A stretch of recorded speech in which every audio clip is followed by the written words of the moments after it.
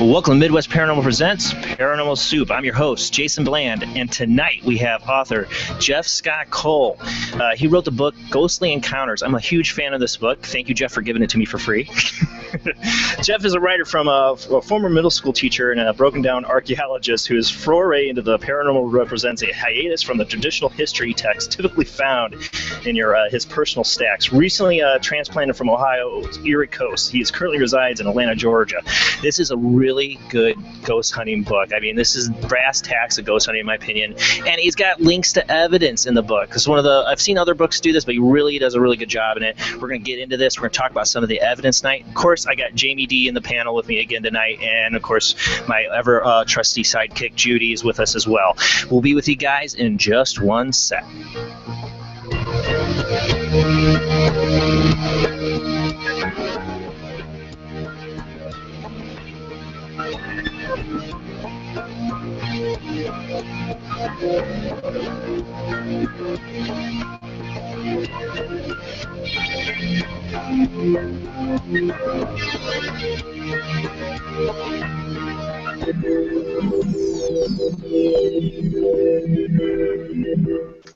All right, welcome to another night of Paranormal Soup. How you doing tonight, Jeff? You with us? I am here, Jason. How are you? Doing really good. I've been really dying to do this show ever since I read the book. When you first gave it to me, it was I think about a couple months ago, and I just tore through it. I loved it. Especially, it's one of the first ghost hunting books I read that links you to evidence. We're gonna get into tonight. I'm a big EVP guy, and you got some really good ones. And of course, we're not gonna play everything that comes out of the book tonight. We gotta save the good stuff so you guys can go find the book for yourself. But we're gonna play some of it tonight, so you can hear some of the great evidence that you've gotten, Jeff. And then, of course, we're gonna get into the World Wide Web of weird here. This is for people the first time watching the show. We cover the unusual, the weirdest stuff going around on the web right now when it comes to the paranormal. We got some weird stuff tonight, so let's get the World Wide Web of weird going. You guys ready for it?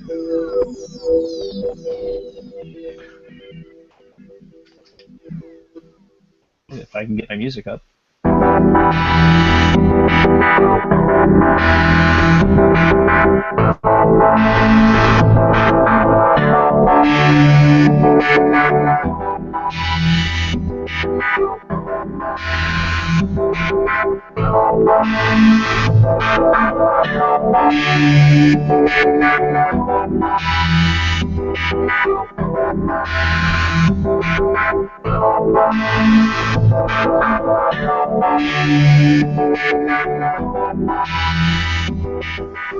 All right, first up in the World Wide Web of Weird, this is an article I saw on Coast. I got a couple actually lately from Coast to Coast AM, his website. This is a UFO that breaks through the Earth's orbit. I believe this was shot from ISIS. Let's see what the article says.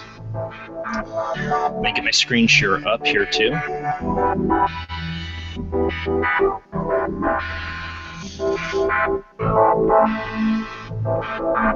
All right, let's see. Of course, we got the ad now. Can you guys see the screen share? Judy, Jamie, you see the screen share? Make sure it's working. Yeah, I see it. Okay. Yeah. All right, so this is anonymously, let me mute this. Here, this is from a secure team. This is an anonymous hunter keeping an eye on the International Space Station's live feed. Believe they have spotted a UFO leaving Earth's atmosphere to meet with another craft in space. The intriguing footage appears to show an object leaving Earth and creating a huge glowing spot as it exits the atmosphere, leaving behind some kind of smoke-like trail. The object then briefly vanishes before joining up with another anomalous craft and then disappearing altogether. Let me see if I can pull this up to the full screen. Aside from the UFO's angle, the prevalent theory for what is happening in the video is that it simply captures a reflection of the sun off the Earth's atmosphere, which is what I kind of thought. However, the UFO researchers argue that the sunlight reflection suggestion does not hold up to scrutiny when comparing the scene to known images of the phenomenon. Others have suggested that the event was some kind of rocket launch from humans here on Earth rather than ET escaping from the planet. And they have been testing a lot of rockets lately. I don't think it's odd. I don't know if that would be a sun reflection or not. It does look like something shooting off into space. And, you know, I love the ISIS captures. You know, they're pretty cool. especially when they get them off a live feed. So that's one UFO story. I got, I think the next one is another UFO story here. This one comes from Before It News, and Before It News can be, sometimes they put up everything and anything on here. Huge fireball hits northeastern U.S., causing it to explode.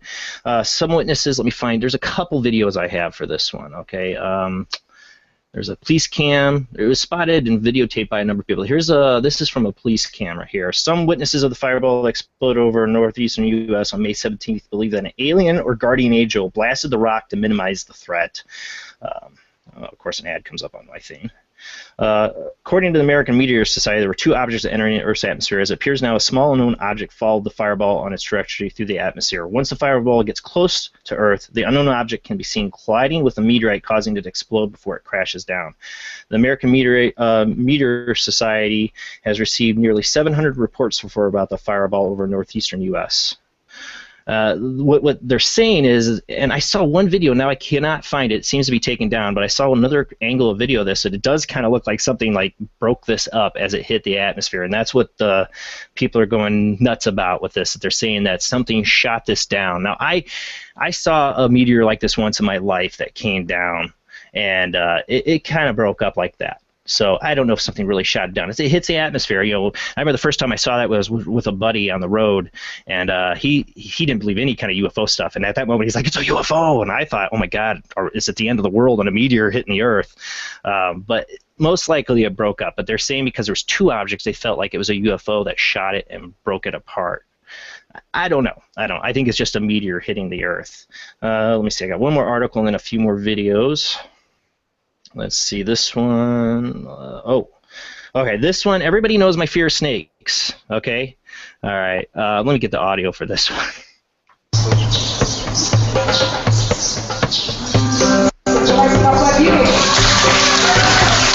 All right, so this guy's at a snake show. Okay, so a fearsome cobra serving as a star of a snake show in Thailand let it roll as a lead reptile go too far when it broke script and charged to the crowd. You're going to see this in a second.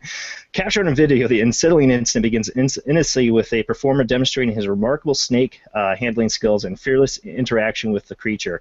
However, when he pulls the snake by its tail towards the partition designed to keep the crowd safe, yeah, much of a partition there to keep the crowd safe, people. I would not sit in that audience, even not at all. No, I wouldn't even be there. Like, let's go to a snake show. No. And if somebody drugged me in there and I saw that crappy little cheap-ass partition that they got there, I definitely wouldn't do it. I need a whole fence, and even then that wouldn't be enough for me. But this is why, people. This is why, you don't go to Thailand and you don't go to a snake show. Here you go.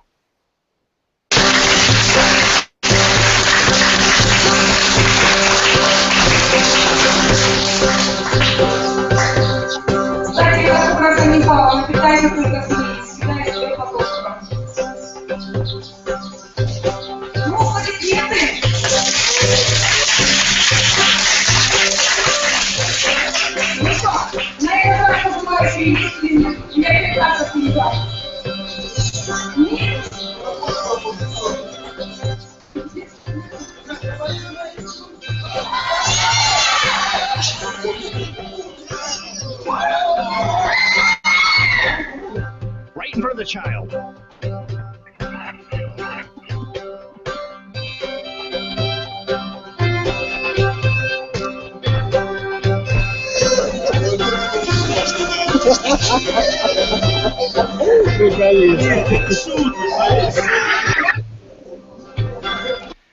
What kind of jerk?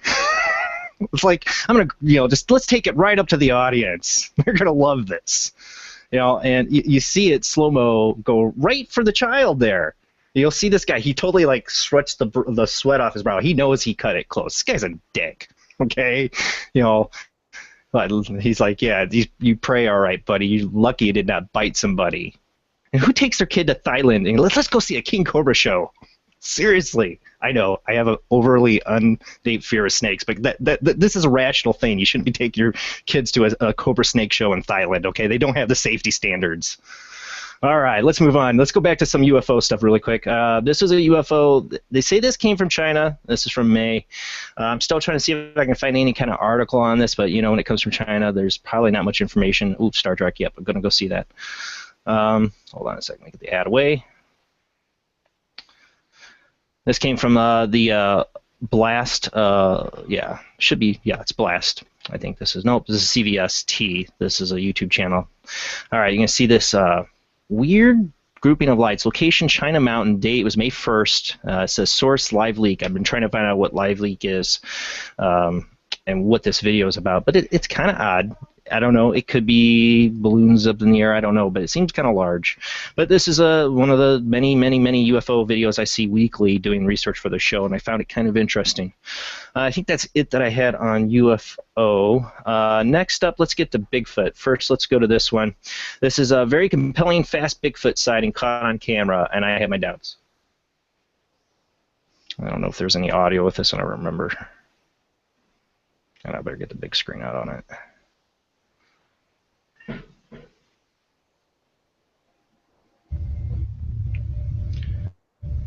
It looks like, even the person who posted this says it looks like it could be a hoax. I don't know. It's weird. It could be real. You don't know. You don't know in the land of illusion of the internet what's real and what's not.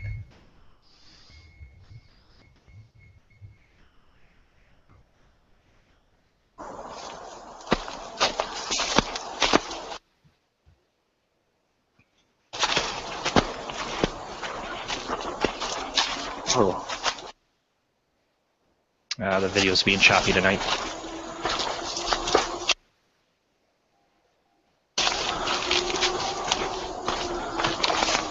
What the fuck? What's that? Sorry, audience. My video's being choppy tonight. God. I almost paused right on where it was. All right, here's a slowdown version of it.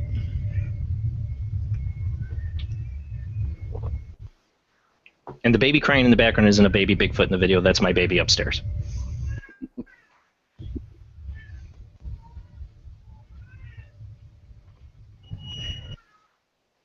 Oh, wow, it's being real choppy tonight.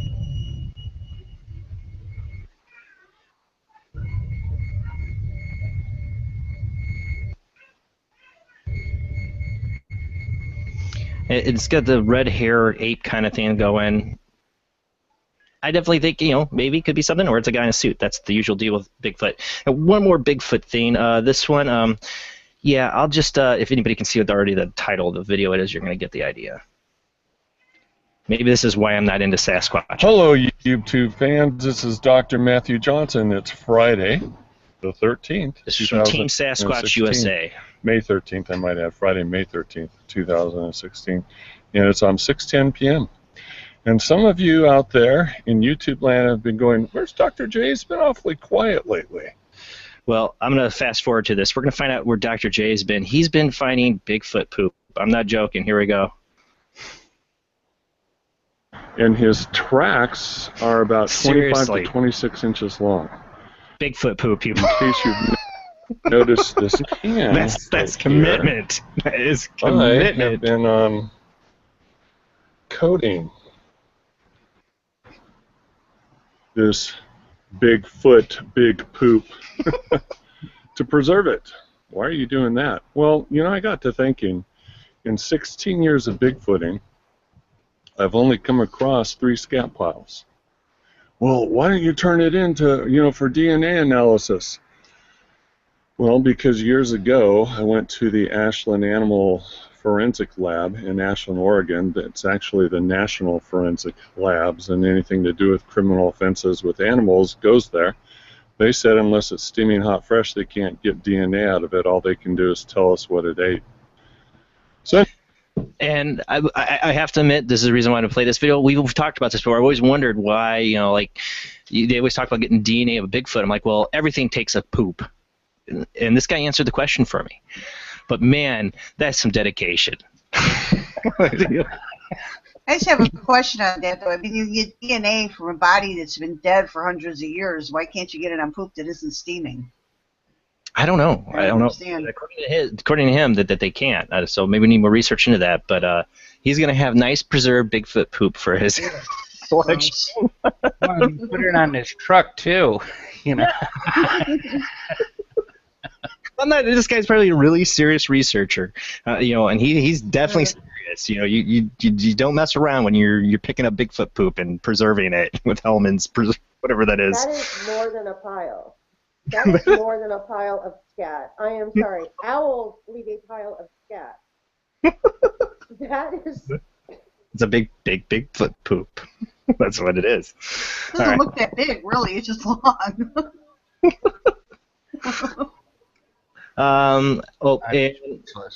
Yeah. Yeah, exactly. All right, let's see. We're 15 minutes in, so I got a couple more things. I'll skip. There's other videos on the night. I definitely recommend. If you go to my YouTube page, you'll find some of the videos I highlighted. I have not showed. I keep getting past and not getting to them. There's Unexplained Humanoid Flying. I'll play that for a second. In Florida, this one's odd. What's a super easy way to tell that your bed is awful? The raw egg test. I don't get paid for these Let ads, me prove people. it. Third phase of the moon, you can find this. Weird humanoid flying person. Check that video out. Yellowstone, there's a Yellowstone video as well. There's been a lot of weird UFO stuff going over Yellowstone. Check that out. I got some of that either in my Tonight Show playlist or you go to the World Wide Web of Weird playlist. You can find those. Again, this could be a drone thing going on. I don't know what that is. Also, really quick, go check out White House Asked About UFO on May 11th and watch how uncomfortable the press secretary gets about that and how much they joke about it. But it's a good questions they ask them. But that's it on videos I think I had. Let me get to the articles. Let me stop this here. All right. All right, so this one you might be interested in, Jeff. Ghost turns out to be a man stuck in chimney. Brad Sapp thought he was going mad when he started hearing a voice in his early hours of the morning. Sapp had been sorting out cans at the Redemption Center that he owns in Carroll, Iowa, when he thought he heard the words, "Get out of here," being uttered by someone nearby. Perplexed, he searched the whole building but found nothing to explain the phenomenon. The next morning, he told his wife, who jokingly dismissed the incident as a ghost, but when she too heard someone crying out from within the building walls, the pair ended up calling the police. The source of the voice, as it turned out, was a 29-year-old former acquaintance who had somehow managed to get himself hopelessly wedged inside a building chimney. Imagine debunking that. Well, you don't have a ghost. You have a naked man in your chimney. The article here, he's naked. Even more peculiar was the fact that when he was eventually rescued, he was found to be wearing no clothes at all, having seemingly removed them before entering the chimney to help him fit inside. He offered the rather implausible explanation that he'd gotten stuck while playing hide and seek, as he had since been arrested and is now facing trespassing charges. So, yeah, that happened. Must also have a hell of a rash.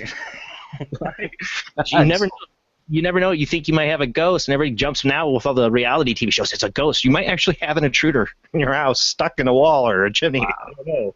It's kind of scary.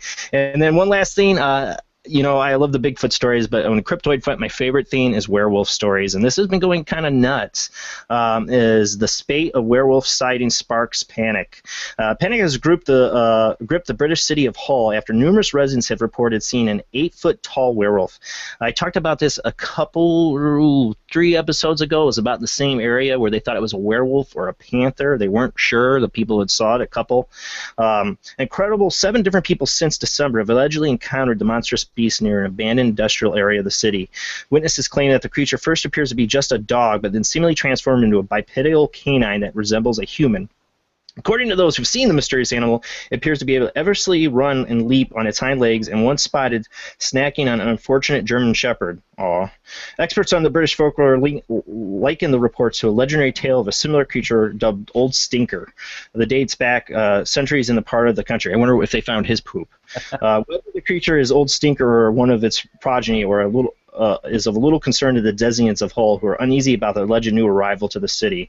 Some hope to get the bottom of the mystery by forming a posse to patrol its reporting stomping grounds during the next full moon and attempted to document the creature with cameras and recording equipment. That didn't end well in Silver Bullet, which is one of my favorite Stephen King adapted movies. So I don't think they should do that, but okay. And that's it of the World Wide Web of Weird. Let me get the camera back on here. Whoa. Hey, we got chaos going upstairs. Sorry, guys. Yeah, I got a 4-year-old and a 3-month-old upstairs right now that are wreaking havoc. Sorry. It's been a bad night for them.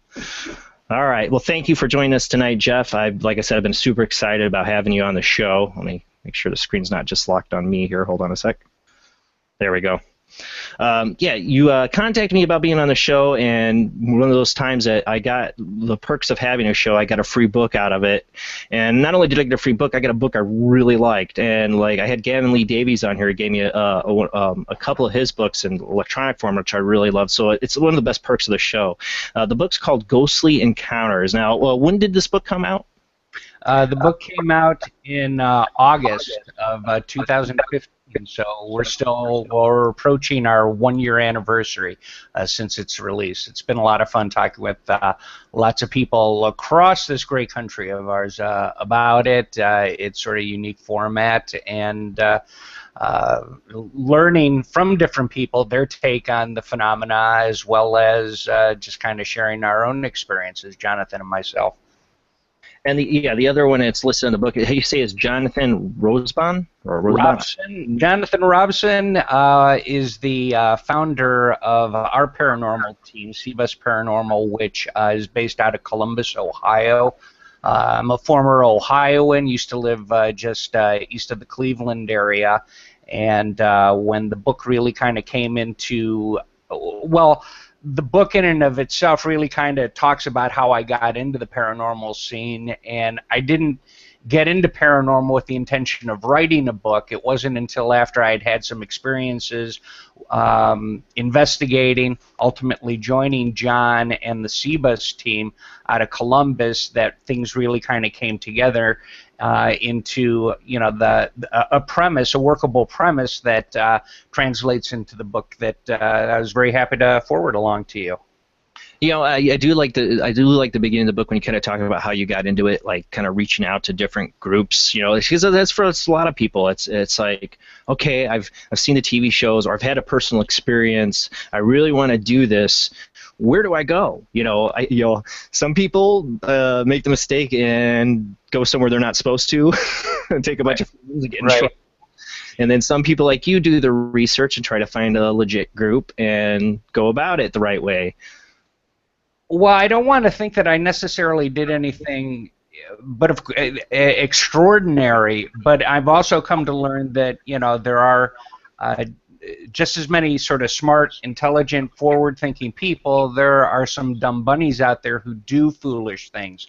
And, you know, I don't know, spending a night in jail for, you know, trespassing, or, you know, getting busted by whether it's the locals or the, you know, the sheriff's department or something like that, just seemed like a recipe for disaster. And so bunnies. I was 17. You know, I was definitely one of those dumb bunnies. Even when I was 18 or 19 and 20, I went to a couple places and had talked to some really nice cops. Never got arrested, but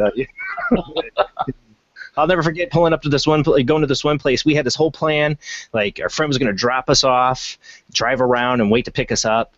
And we're going to go up to this old abandoned school. And we went down this long, eerie road. And, you know, this is before I was a trained investigator or anything. And we got there, and, of course, the one idiot was with me, kept on turning his flashlight on. I'm like, stop, we're going to get caught. And this cop comes rolling up. I'm like, see? And the cop looked at this place, and he's like, there's nothing here. You guys just need to go. And he looked like generally frightened, but he was a really nice guy. So it's hard. It's hard to find a group and get started in this for a lot of people. You know, they have the interest, they want to do it. So, how hard was it? What I find kind of interesting is that I think that to some extent that anybody who's never done it before and wants to, it certainly takes a lot of courage, I guess I'll say, to really kind of take that first step into the dark, regardless of what the context is. What I find equally amazing is to, you know, and we encourage it, at least as far as the book is concerned, my own personal experience is that, you know, to reach out to other people who've got, you know, whether it's a little or a lot more experience, that some people, have a greater fear of communicating sometimes with the living than they do in terms of having some type of interaction with those that have passed, especially in these types of environments. And so I guess it's a paradox of the living in some respects that, people sometimes have a greater challenge dealing, with other people of like-minded interest. And, I think sort of through the whole thing, it's a matter of kind of getting over yourself and, making some good choices, I guess, in terms of, like, well, how do I do this? Well, find somebody who's done it before, and that's usually typically a good starting point. For me, having moved from the eastern suburbs of Cleveland, I transplanted out to the rural sections of town. I had gained custody of my son. We were both really kind of looking for a start. I was going to be teaching, teaching in the local middle school. And when we moved into the local area, I began hearing stories about this supposedly haunted location. At the same time, a lot of the ghost shows on TV were really kind of, were really blossoming in terms of the number of shows, the evidence that that they were presenting. I was skeptical about a lot of the evidence, or at least what they were claiming was evidence. But I think that, in fact, I think we allude to it in the book. I think one of the best influences, going back to some of those earlier days, was ghost hunters in their earliest seasons, when they did an awful lot of debunking. I'm not real keen on the term, but everybody knows what it is. Dispelling, providing logical, practical explanations for phenomena that was, that was being witnessed and was being experienced. That made a lot of sense to me, because it was inherently, and I'm a former archaeologist. I have been educated both in the scientific method. I've taught it in school. It's something I kind of fundamentally believe. And it was really kind of that thought process while I'm watching these programs on TV. Well, and you're watching, you're listening, and the Paris stars and celebs on TV are, the first thing that they jump to is some type of ghost. Many of them were. I think that, like, Grant and Jason were probably very, level-headed and even-handed in terms of their approach, while probably better than half of, the occurrences that they exhibited at various locations, there were reasonable explanations that certainly satisfy, that's where my mind was really kind of at. Well, it's a rattling pipe, something like that. You go through those types of steps, and if at the end of that discussion you're still left with questions, well, then maybe either I haven't gotten to that, logical explanation, that, loose floorboard or something like that, or there's something to it. I've always believed, I still do believe, that, in terms of acknowledging something or labeling something as a paranormal phenomenon should be the last thing that you go to. And there needs to be, it's not so much like a 10 or 12-step program, but there have to be a lot of steps that get you from A to paranormal or ghost or something along those lines, and you need to really be methodical.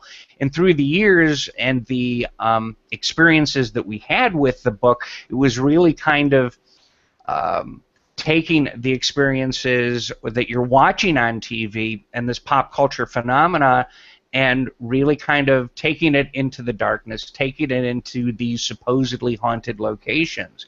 I think that, well, I don't want to start editorializing yet, but I think that a shortcoming, as I said before, people have a tendency really of kind of jumping to the ghost first sort of experience, because in many cases, particularly for people who've never done it before or inexperienced, the entire experience of walking into a place, and they're all over the country, all over the world for that matter, that are steeped in legend, in rumors, and you're also in the dark. And you've heard so much about this place, and I think it's almost human nature to really kind of go to that kind of legend experience or the fiction first, and I think that's really kind of backwards. You really have to take. I've always had a name for it, Jeff. Is for exactly what you're talking about. I call it the funhouse effect. Yeah, absolutely. House, you know there's going to be mirrors, you know there's going to be weirdness and stuff that's going to jump out at you, and you're going to be disoriented. You know what you're going to expect, and then you go in there and dear God, you're like, oh my God, I just saw myself in a weird, crazy mirror, and there's a clown over there, and I'm saying it's the same effect. Like you're saying, you go to one of these places that has all this lore about it being haunted, and then you're in the dark. You are setting yourself up, and people kind of jump at everything. I've been guilty of it, especially in the early days. It's trying to stop yourself from doing that, like you said, and get to that, okay, there's got to be a logical explanation first. And to me, the irony is the fact that you can be doing this for me, it's about 5 years. I'm sure that there are people out there who've been doing it for 10, 15, 20 years, possibly even longer. And I would suggest that I would probably be equally both concerned and surprised that if, even after having 20 years of experience, that when you walk into particularly a new environment, having had experiences, both positive, negative, things that you can explain, particularly the ones that you can't explain, where you're able to get experience when you walk into an environment that you don't have, you don't carry the vestiges of that funhouse effect, where you're influenced by the environment. Because it is human nature. These are not sterile environments like an operating room where it's black, white, cut, dry. We will always be influenced by them, and so I think that if you don't sort of, I guess, allow yourself to be startled or surprised, then there's something really kind of wrong with you. And then I would also at the same time maybe sort of question a little bit of your objectivity if you're isn't so much a matter of your mind being open, but you don't allow yourself sort of that sort of surprise or that shock factor, if that makes sense. No, it does, because I've been on these kind of, like, I don't even want to call them investigations, like hunts, where they have a group of people that go to an event like this to a supposed haunted location. You have people like that are totally waiting for something to happen, have that funhouse effect, and you also have the people that are like, I'm here because I know nothing's going to happen, like the total skeptic. They're not open to it at all, and but they're there, which always surprised me. But I've seen that rarely. It has happened where you have somebody there that just doesn't believe it, but to me, I'm like, both are kind of setting themselves up. You know what I'm saying? I think the person that has the funhouse effect could get fooled, and the person who has the total skeptic has shut themselves down so much that they might not notice something that's going to happen either. Well, I think that a true purist kind of skeptic wouldn't even step into an environment. They've got better things to do, like folding laundry, or 1,001 other things, other than if they're in a position that they're the tough guy on the block and they want to prove all these other schmoes wrong. And when we were talking before the show, the concept of ego, where either I'm smarter than you, I'm better than you, and so therefore, I'm gonna, pound my chest, walk into this environment, make you all look like idiots, and in reality, you end up making yourself look foolish, if that's in fact what your motivation is. But I really, I kind of get that. But so as I was saying before, I had moved into this area, and I really kind of wanted to experience this phenomena for myself. At the same time, I was in the process of finishing a manuscript. As you had stated, I'm a former archaeologist. I've been working for the past, forever on a children's book, a middle grades book on North American prehistory and archaeology. And we had been shopping it around. My agent was busting her butt, to get it picked up by a publisher. And we had a lot of positive feedback but it really wasn't going anywhere. We weren't getting any traction. And I was kind of, I think from an artistic perspective, getting kind of frustrated that this thing that I love so much, my academic background, I've spent time on the field, a subject that I really am very passionate and very, is very important to me. I wasn't getting anywhere with it. And I needed really kind of something to kind of shift gears. And I had started, or at least I had met Jonathan and the CBUS team. We had started working together, and it really kind of started connecting with me, the relationship in terms of, I guess, my archaeology training, doing field work, also as far as, ironically, being a teacher, and sort of these experience related to doing investigations that, I'll bet you there's a lot of pretty smart people out there who are investigating, asking a lot of questions, and I really have to wonder if the people I'm seeing on TV, my instinct tells me they are not representative of what, investigating is all about, and as I was gaining more and more experience, it was really kind of proving that, it was an easy hypothesis to make and to prove, especially with the more and more people that I had a chance to meet with, that there are a lot of smart people out here doing a lot of smart research. And you know what? I think that they would, there's an audience out there, or a constituency of readers who would be into reading something, I don't know. I'm a real humble guy. I think that the writing is fresh from the perspective that I don't buy into everything, or at least everything is not haunted, everything is not a ghost. I think really sort of a level-headed approach, and also I think one of the, the challenges that I had with a lot of programs was the fact that, yeah, they talked a little bit about history, but there really wasn't, in my estimation, sort of the connection to the historical context of the different places that they were investigating, and I really kind of wanted to bring that in, the history, the relationship of history, to the paranormal investigating scene. And that's one of the reasons I love your book so much. One, when I was a kid, I wanted to be an archaeologist. I can't say I'm a plethora of knowledge on history on any topics, but I love hearing about it. I love hearing about it, and you do miss that in these shows nowadays. Even ghost hunters, who I respect, in their early days, they gave you a little tidbit of the history of the place, but you never got to delve deep into it. And always the history has a lot to do with the phenomenon, in my opinion. Absolutely. I think there are many. In fact, were it not for, I firmly believe that were it not for the history, we would all be wasting our time.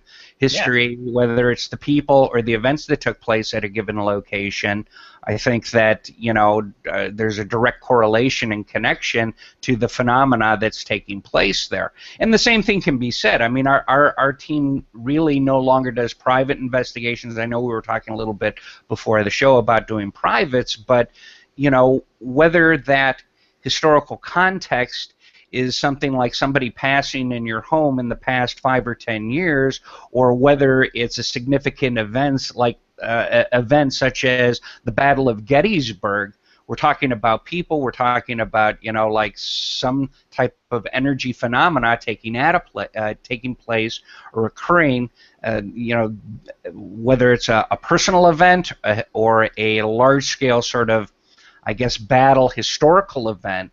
These things happen within the context of time and within history, and that you can't, I think that you're really kind of missing both opportunity to learn more about if, in fact, you have a legitimate, phenomenon taking place.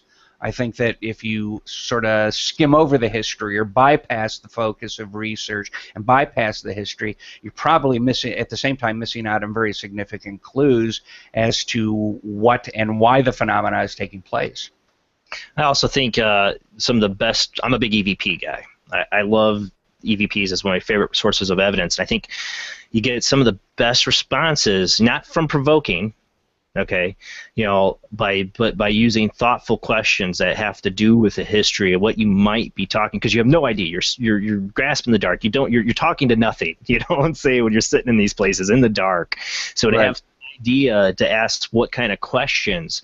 I love doing residential. Our group still does the private investigations, but yeah, I feel that when I'm there and our researcher hasn't yet gotten the information or can't find any information on the past, so I really am talking to nothing. But when you do an old historical place, you have a names to go by to ask for, you have things to call out. That's always such. It makes you feel not as, I hate to put it this way, as stupid when you're talking, because you have something. You have a name that you can ask for. Mm-hmm. And the evidence seems so much more validating when you get an EVP that can say a name or be a relevance to something that happened in the history there. Now, doing this, you've gone to some, like, a bucket list of places I would love to go to. I've never been. But what are some of the places you've gone to? What are some of your favorite, like, historical sites that you've investigated? Well, we have been to a lot of places in the both Midwest and Eastern United States, and I mean, I certainly appreciate it. I think some of the top places that really kind of come to mind, or at least that have near and dear to my heart, the Madison Seminary is one of the first sort of historical buildings that I ever investigated. Ultimately, over the past several years, have managed to go back there. So this was the building that was in the community that I had just moved to, and so it was kind of like sort of a starting point. But we also got some pretty decent evidence from the location. The Madison Seminary was built in I haven't got the book in front of me, I want to say the 1850s, and what makes it really kind of unique, I think, is the fact that it started out as a girls' school, then became a Civil War widows and orphanage, then a retirement community for Civil War veterans, then it became an asylum for the state of Ohio. It has this really bizarre sort of checkered past to it, which provides an awful lot of opportunity, I suppose, for a wide variety of different type of ghost activities from, again, different slices from the historical context, I suppose. That's one of my favorite places because both through time I've learned more about the place, what I believe might be a couple of the more active spirits that reside there, and so as a first and sort of ongoing location, it's always one of my favorites. When we went to Villisca, ironically, we went to the Villisca Axe Murder House in Villisca, which is obviously, I think, probably in North America or the United States, certainly in the top 5, possibly 10 of iconic places. The reality for me was, and I think I mentioned this in the book, was a little bit of disappointment.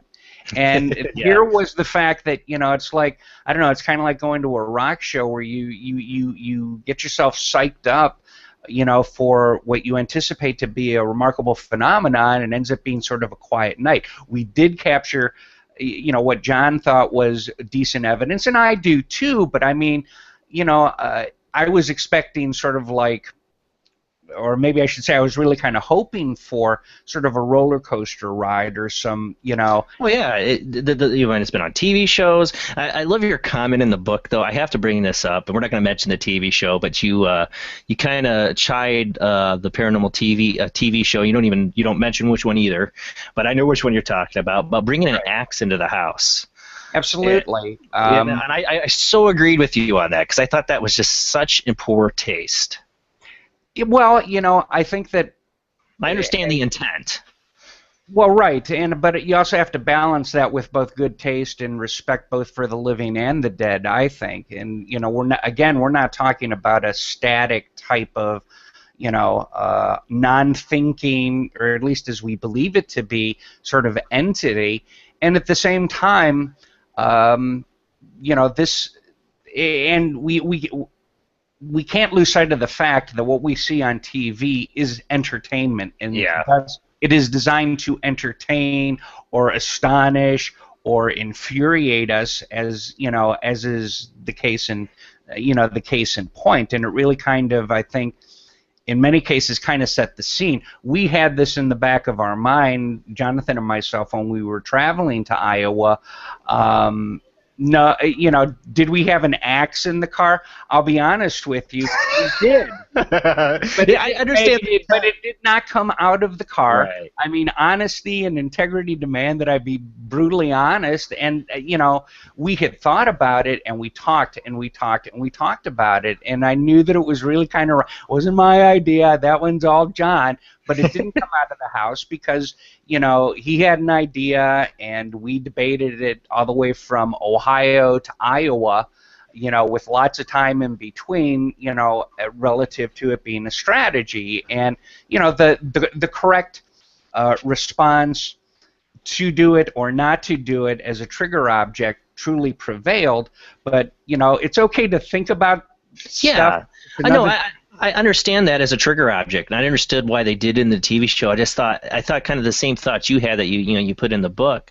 Is like, if this is really children ghosts that have been murdered here, do you really want to bring an axe into this house? Do you want to go that far? I don't.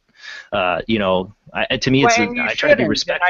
I think that anybody who really does, you really have to question their moral fiber, their, pardon the cliche, their moral compass. You have, because if they would do something like that, and, if we take it not even with a grain of salt, if we go in with the fundamental belief that they're trying to have some type of interaction with the deceased, then why in the hell would, and there are children there, the victim, the spirits of the victims are still within the house, why in the hell would you take that step? Would you bring the murder weapon or, a facsimile thereof into the environment? It just, I'm not much for weapons on investigations anyways. Well, that's true. And people have been hurt at that house, at the Belisca house, doing things like that, taking sharp objects. Yep.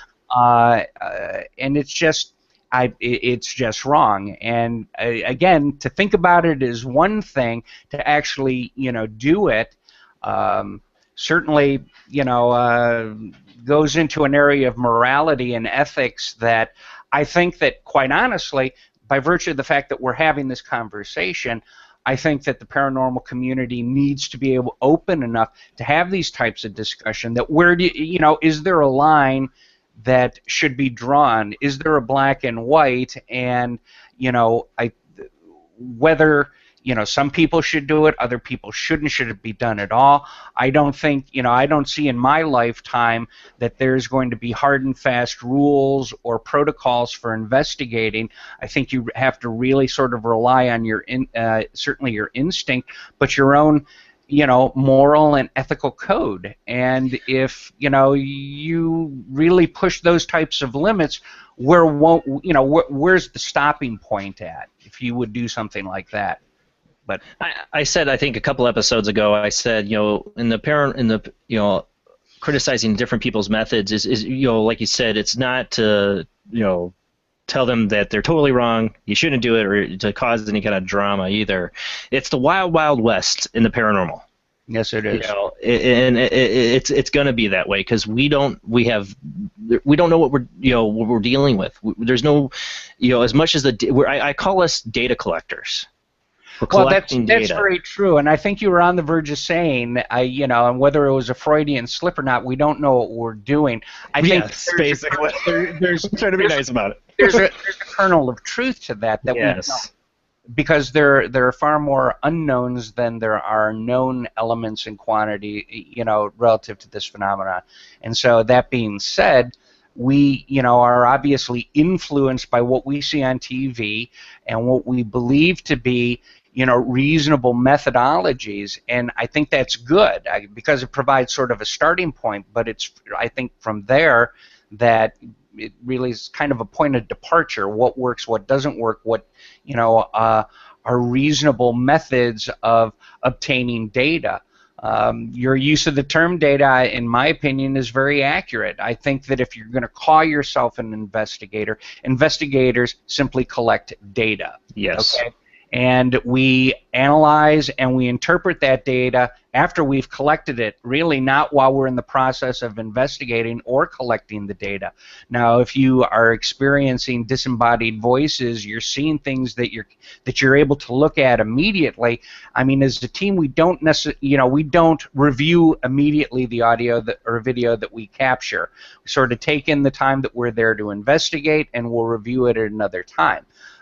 During the Iowa trip that we were talking about before, we were at the night before, or 2 nights before we did Belisca, we were at a retirement home in Scotch Grove, Iowa, that was closed down, and we had an experience of a disembodied voice that is certainly included in the book. And you obviously respond to that. There's nobody else in the building except you. You're sitting face to face with your partner, and you start hearing audible voices, and they're not, and they're certainly captured on the audio equipment. Naturally, you respond to it, and you're not a machine, you're not a robot, you're not a recording device that is simply absorbing it. You react and you respond to it. But from an investigatory perspective, you're there to capture, to capture, burn as much tape as possible, burn as many megs as possible, capture as much as you can, and go back to it after you've had, a week's time to recover from the event, or you're looking at it with a clear head, a clear mind, and a comfortable environment that will allow you to listen very, very carefully to the data that you've captured. And once you're able to isolate these bits and pieces, then it gets to be elevated to the the realm of evidence, and how you choose to qualify it as evidence. Obviously, that's open for a lot of people, for discussion. Is it a rattly window, or is it somebody answering, answering a knock, something like that? That's a discussion for another point, but it's at that point you make that determination. Data advances to evidence, and if you're able, at least in my mind, from an investigation perspective, able to draw that kind of distinction, certainly from an investigating point of view, I think that certainly sets you along on a good track, because it keeps you, that's why we say things like audio check after we've heard something, because we don't know what we heard. I'm not exactly sure, but I just want to make an audio note on this that, I heard something, and we need to pay very close attention to the past, 1 minute of time when I thought I heard something. Let's move on, or let's keep on recording. Let's see if we can capture anything else. Sometimes you respond. You try to obviously provoke respectfully provoke or encourage an interaction in the interest of collecting data. That's obviously what we want to do. We're not just going to sit there. These are the spirit. We believe these to be the the spirits and the entities of former living humans. So we're not going to sit there like rocks or bumps on a log and wait for them to speak to us. We certainly want to encourage a dialogue or an interaction, but we can't, because we do, what is it, the shave and a haircut, the knock process. Just because we get an answer does not in and of itself mean it does not rise to evidence at that point. We do. I still do it. We still do it in investigation, but yeah, I agree with you. It's if I've gotten a knock back, which is rare, I'm not immediately go, wow, that we got a ghost, or it's paranormal, because there's a number of factors that could play into that just could be coincidence, just the right timing for it, so it's not the great. It's people that now I don't know how you feel on this subject of on photography when it comes to orbs. Katrina Cooper, who's a medium that's in our chat right now, we and her, I love her to death, but we and her get into it a little bit over orbs. I mean, she has good points about some of the pictures she's got. She's got some amazing pictures where she says, she holds her hand out and says, it's right here. They snap a picture, and dear God, I'm telling you, there's an orb right there in her hand. It's crazy. So I see stuff like that. I got to give people credit about the orbs, but the part of me that knows about photography and camera lenses and dust particles and pollen in the air is also like, yeah, but it's not the best evidence, because maybe I can't recreate going here, take a picture, I'm going to hold my hand out, and there's going to be an orb there, but I can make that same image appear with dust. So it's like, yeah, that's really verifying that you got that, but at the same time, it's not the best evidence, because dust creates the same effect. Right. I tend to really kind of fall very much in, I guess, your camp. There's just so much photoshopping that's going on. I know that there's a lot of legitimate photography, good quality photography that's taking place in these environments. The problem is it's so easily, if you are to take the skeptic side of the argument on qualifying whether it is or whether it isn't. Now that being said, or at least that's as it relates to in some cases still, in most cases still photography. I've always really kind of had a belief that I think that there's probably orb activity that if it exhibits really what I guess I would call intelligent movement. You know, if there's a medium who's saying, you know, it's like start snapping pictures because it's right next to me, and you're able to corroborate, and probably more importantly, if there's corroborating evidence that supports whether it's EVP with the photography, that clearly strengthens, you know, that strengthens the argument on whether we've got a bit of evidence or we've got circumstantial data, or, you know, circumstantial evidence, or it's just a unique piece of data. I think that the ball, you know, we have sort of a cliched saying within our group that when in doubt, throw it out. That being said, you know, again, we're not walking into this, we don't necessarily walk into an environment with a purist skeptic perspective. We're looking for answers.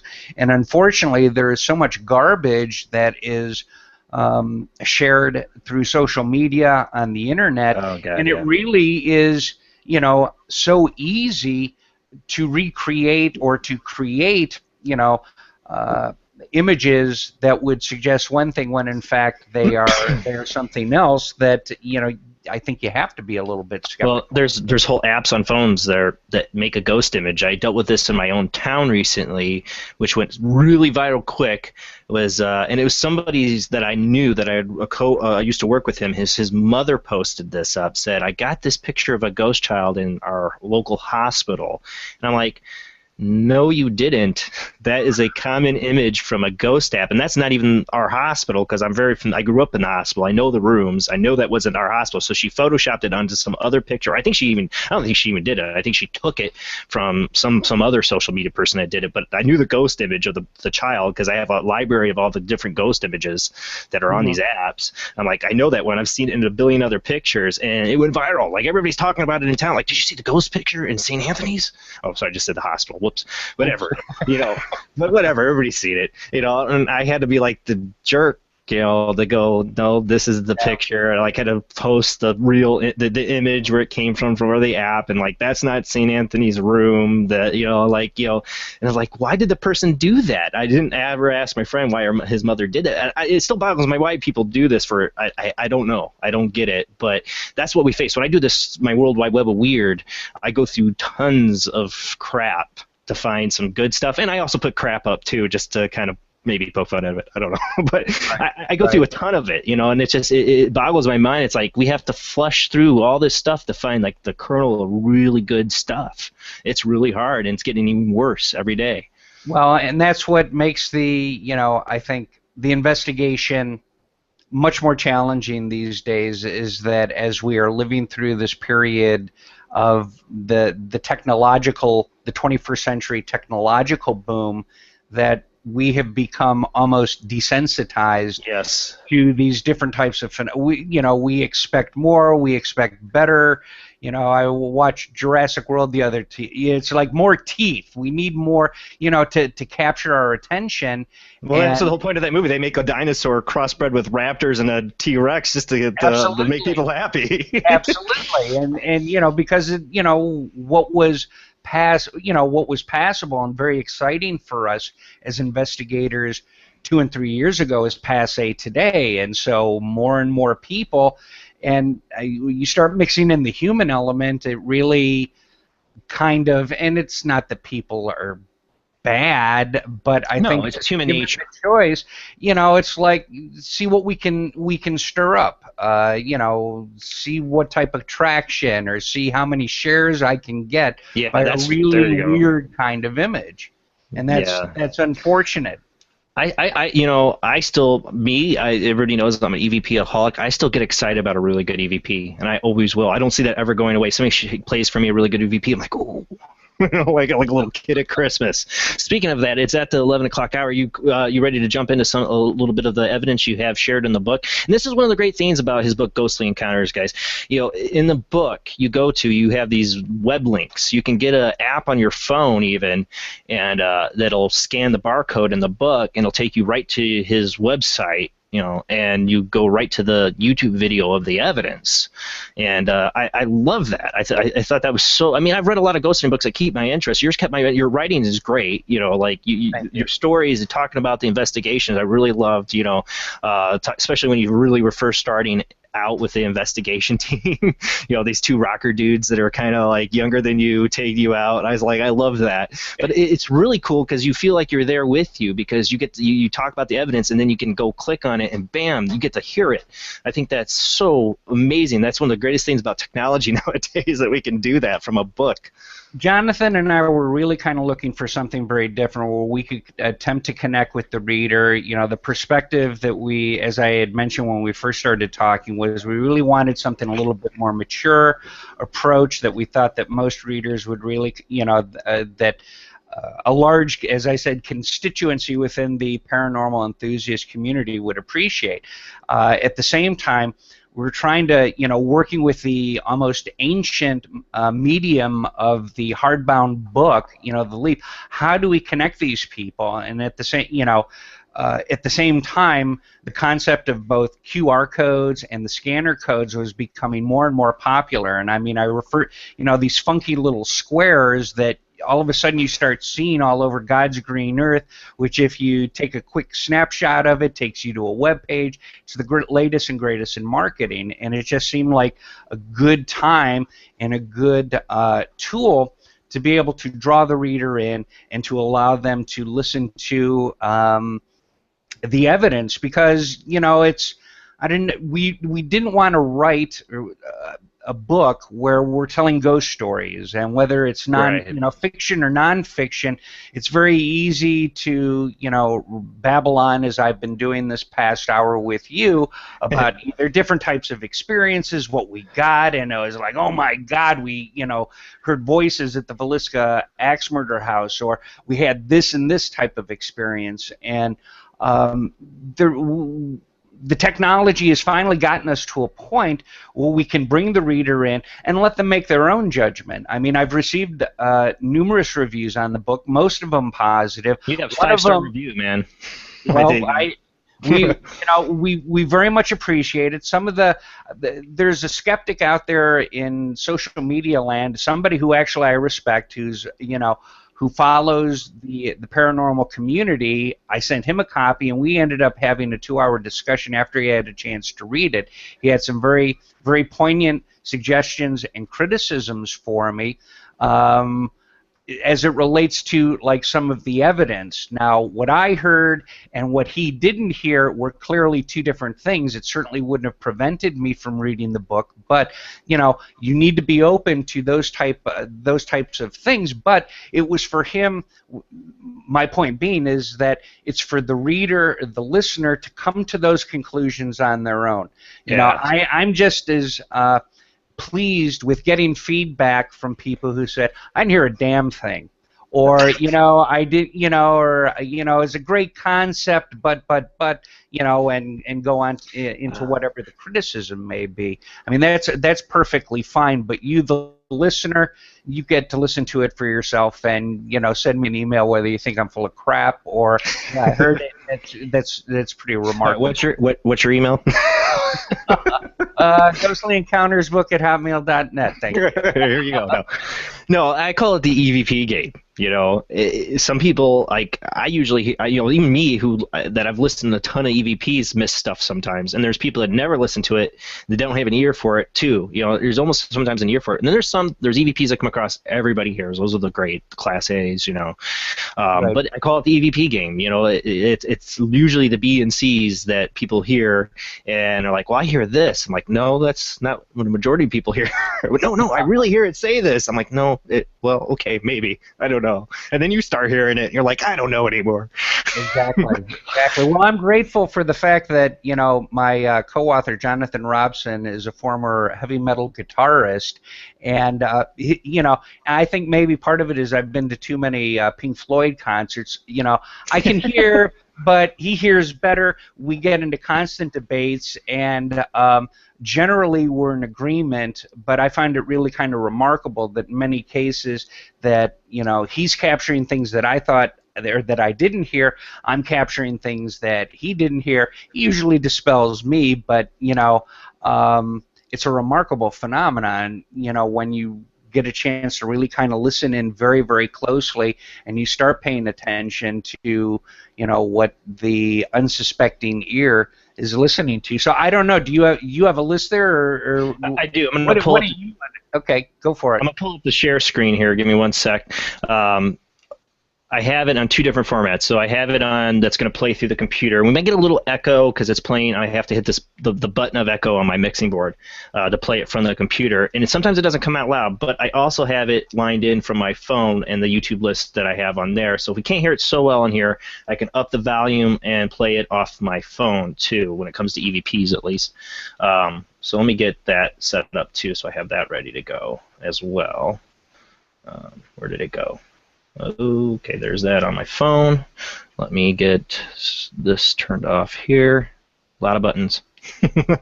All right, let me get to your playlist that I made. Now I don't know if I got everything off the book, and we're not planning on playing everything, but I wanted to get a good mix of stuff, and maybe you can help me pick out certain ones you really feel we should try to play tonight. Are you able to see the screen? I can see it, but I can't read it, so I'm not certain what you got in front of you. I can read it out to you in a second. Let me make sure I got my screen locked on me too, so the audience is only seeing this. Okay, so first off, we have the Madison Cemetery, or Seminary. Sorry, Seminary. Right. We have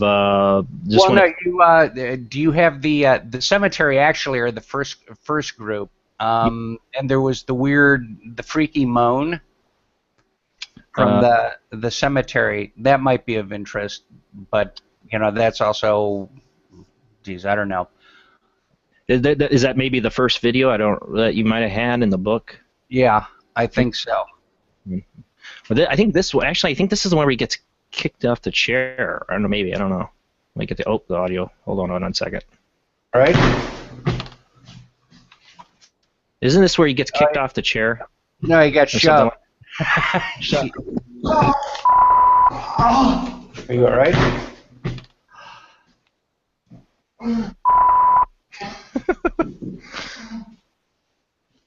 Yeah, he stood someplace he shouldn't have.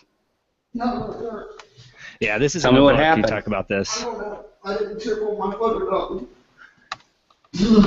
We laugh now about it, or maybe I laugh. I'm sorry, because I'm a jackass. It's all right. I'm a jackass too. But at the time, I would have been right where you were, and it would have scared the crap out of me at the investigation. Having any investigator suddenly get hurt on investigations, that's my worst nightmare. Sure. So that happened. That'll be in the book. Sorry, I thought that might have been that, but as soon as I start playing the video. But I think that if you go to the audio that follows it, we didn't, at first when that happened to Andrew, who's a member of our team, I thought he slipped on the linoleum. He said he had been pushed, and I didn't know what to make of it. Then after the review of the data, there was an EVP that corresponds with this little incident, and I think that's coming up next. Okay, let me play that one. I think it's this one.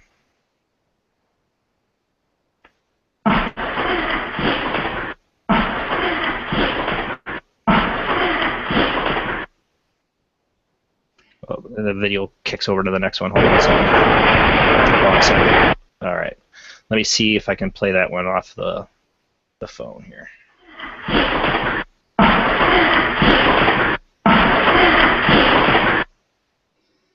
Now, the EVP game, is that the one where it said should have kicked him? Yes, that's the one you just played. That one's really quick. But Take that one out. Yeah, it's really quick. I'll play it one more time. But did that happen like right after he fell? Yeah.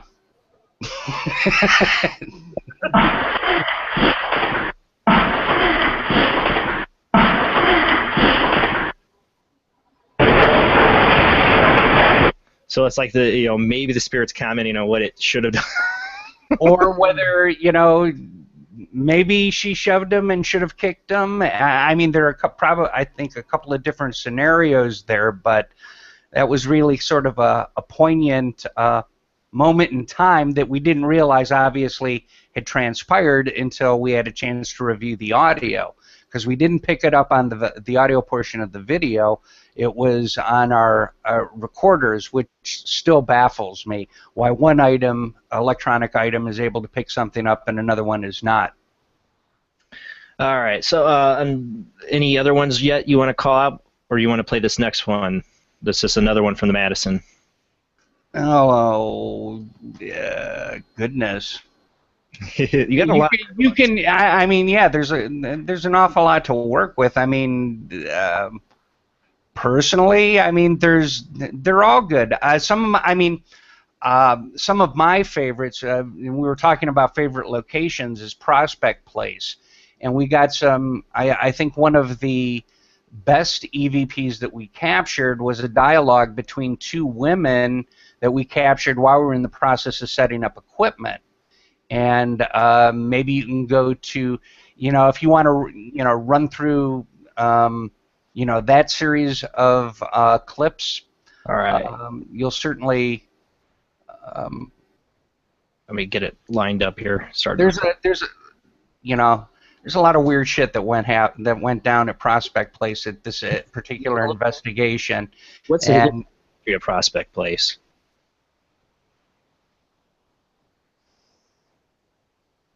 You still there, Jeff? Yes, I'm here. What's a little bit of the history on Prospect Place? Oh, okay. Well, Prospect Place was built in 1856 by George W. Adams, who was a Prospect Place is has been, I think, on all of the shows. It was the home of Mr. Adams was an abolitionist. He was also really kind of one of the founders of that section of Central Ohio, brought grist milling, the railroad, and so forth. So he was a prominent local man. And the house stayed within the family for, goodness, I want to say close to about 75 years. Wow. And so in 75 years of living, especially in the 19th century, you're going to have an awful lot of tragedy that takes place within a house. There's also going to be a lot of, I think, spirits that are deeply connected. The two women are there's Mary, who is the wife, and Constance, or Contessa, who is the spinster sister of Mary, who was married to George W. But at any rate, they had a great love for this property, and I believe that they're the two primary spirits that remain at the house. But going back, I guess, to some of the history, it was a major hub on the in that section of Ohio of the Underground Railroad, and I know that a lot of the ghost shows out there have really sort of put out there this legend that there's a bounty hunter that was hanged in the barn, though it's true that the Fugitive Slave Act of 1852 allowed for bounty hunters to cross state borders and essentially collect slaves. The evidence, or at least that we've been able to capture, is very, very sketchy. I think it's one of those really more legend than data or evidence. But really, our activity or our focus was on the main house itself.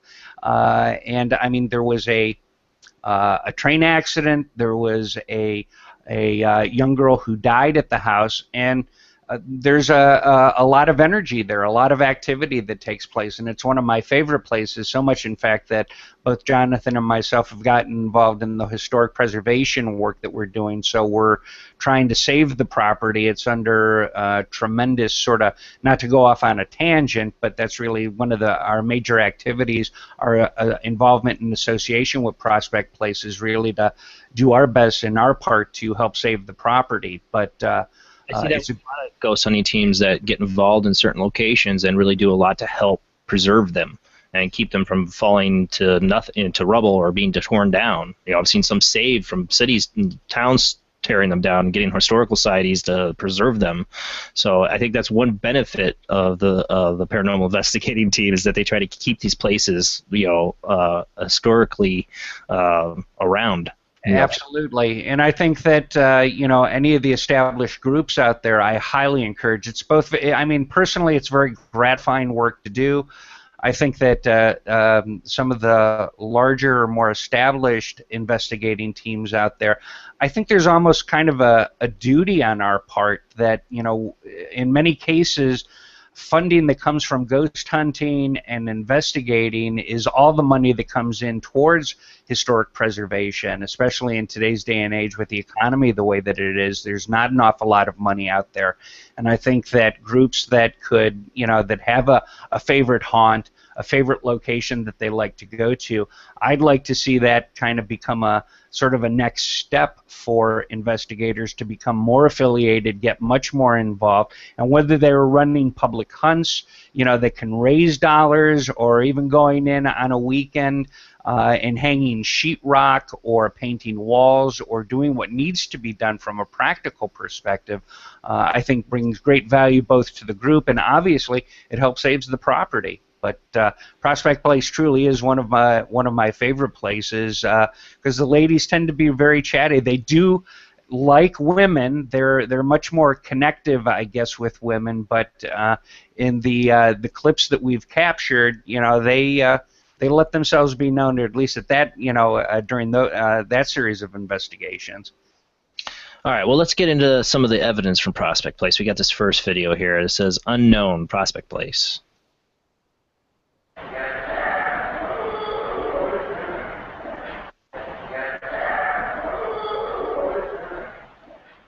Hit pause for a second. Now, I'm assuming that you caught it, but as I think I described it in the book, it's kind of the sound that a person makes when they taste something really disgusting.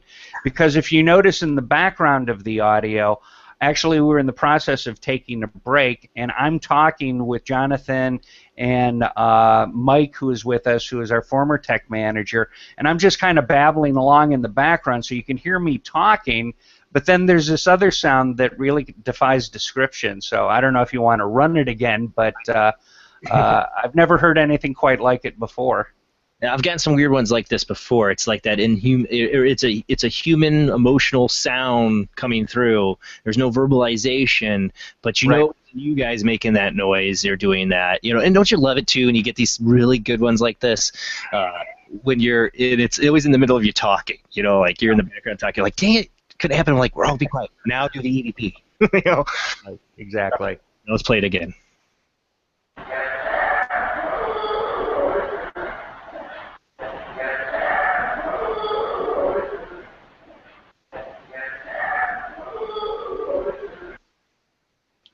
That's crazy. I'd almost say it sounds like somebody, like getting hurt or something, or it sounds painful. Actually, somebody tried to scare you, like a ghost noise. Ooh. Horrible, yeah, maybe. All right, so we got this other one. He's a good reader. Right. I was trying to encourage the spirit of the little girl who had passed away at the property. So I read a children's book, sat down and read a couple of pages, and then a few minutes later Jonathan came in and, had a conversation. And, of course, we didn't hear it until we had a chance to review the audio, but that's the setup. Go ahead and run it. Sir Jeff was in here reading to you.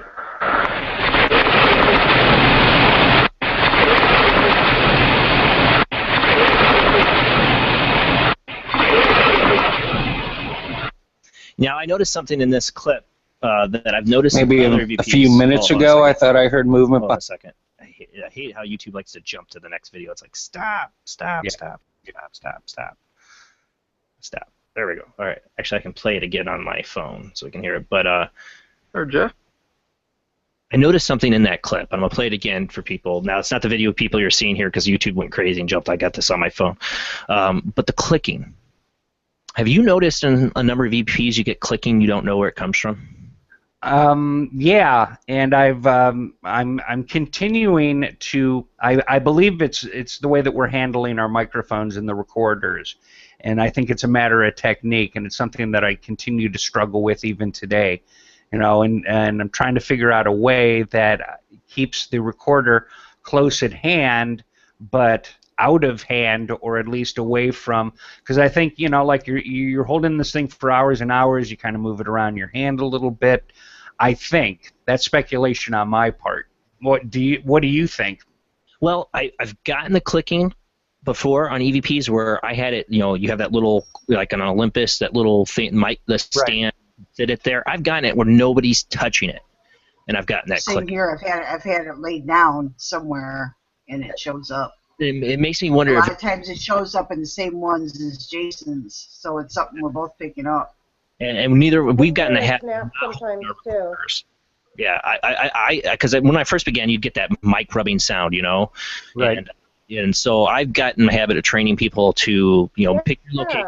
You're going to do the EVP, have cameras on everybody, where you can see everybody, and put your recorder down. Don't touch it, and try to eliminate that. And I still have gotten the clicking. And I read there's a book called Strange Frequencies, and I forgot the author's name. I really like the book.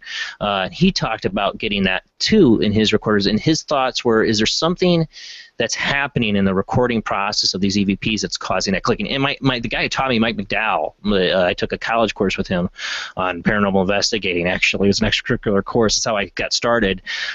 He mentioned this clicking thing too. So it just holds back my mind. Is there something in the process of recording these EVPs where that's causing that clicking? Let's play it again.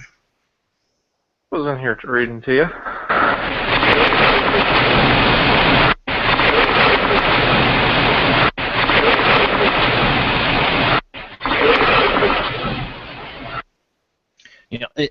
I've got, when I heard that, I was like, when I was reading the book and I got that, I had to bring up about the clicking, because that is something that just bothers me. And one of the theories of EVPs that I really liked, that, like I said, it was brought up in this book, Strange Frequencies, was the idea of a resonance. Because a lot of people thought it's they're making EVPs through low decibel or decibel sounds that we can't hear, or it's that's one of the, I think that has been a long time of preventing theory. And before there was digital recorders, they thought it was something magnetic, imprinting on the tape. But I like this guy proposed the theory of resonance. Where his example was and I've repeat this to death on the show before, but he one of those kids' toothbrushes that make the music when you put it in your mouth. But you don't hear it, but you hear it when you put it in your mouth because it's resonating in your mouth. He went and did tests with that kind of kid's toothbrush with the recorders to see if the recorders would pick it up, and they picked it up much like an EVP. So it was that it's some kind of they're using some kind of resonance in the casing of the microphone to record. You mean to tell me they have toothbrushes that play music in your mouth? I'm sorry. I'm just, old school. Send me a copy if you don't mind. The author, if you have a copy of that article, it sounds fascinating. I'd love to read it. I'll find the name of the author. I can't. Even if I remembered his name, I'm sure I would butcher it. Okay. But I'll definitely send you the name of the book and the author, because it's a really good book. He really gets into he really experimented with the different ways of how sound's recording, and really technology-wise about how it's happening. So it's a really good book. I'll have to send that link to you. All right, so let's. So we heard that one. So I think that was. Oh wait, no, it skipped all over the place. We got one more. The two glowing eyes. No, well, if you want to. I mean, there's nothing remarkable. Well, the thing about that was, and I'm not sure if it's, I'm also a humble guy, so I mean, to hear my voice over and over, I didn't about ego with me, but I was sent up. This was the first time I sat alone for a couple of and I made it a couple of minutes in the ballroom, which at the time, I don't know if you remember from a historical perspective, it was believed that there was a demon that resided in the ballroom level. And the ballroom level of Prospect Place is the very, very top floor. Supposedly, there were satanic rituals that took place. And this was a period of time that, kind of like the fall of the House of Usher, Prospect Place was in ruin, was virtually in ruin. It was uninhabited. The local kids kept on breaking into it, so a lot of really strange things and illegal things were taking place. And supposedly, again, you know, the big air quotes, a demon was supposed to have resided up there. And so, you know, we were talking about, I think, the influence of, like, the things we see on TV and so forth. So this was like my first visit at Prospect Place, and so John says, well, why don't you go up there and sit in front of the camera and, you know, see how far you can last. So if you want to run it, go ahead. Yeah, I mean, it's really a good laugh. All right. Oh, real quick, the name of that author. Thank you, David Coffin. Somebody in my chat room would remember that book. It was, and I'm going to butcher it, Craig Teschla, T-E-L-E-S-C-H or T-E-L-E-S-H-A. I'll send it to you still. And the name of the book is Strange Frequencies. A really good book. All right, let me get that video up. Maybe a few minutes ago, I thought I heard movement behind me, which is why I'm sitting like this. Okay, I was writing it down. There was something on that table.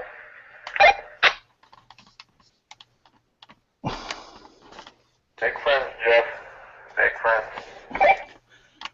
I'm negotiating. It was small. I could see the eyes of it. This is actually, John, you're definitely going to like seeing this. And then out of nowhere, it was gone. Small enough to be a bed, or was it something different? Small enough to be standing on that table, looking, and then out of nowhere vanished. All right, I'm coming down.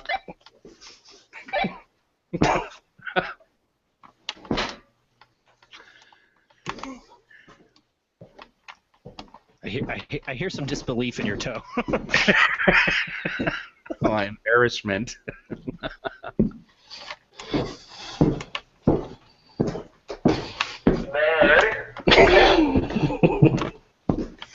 Two eyes standing on the table.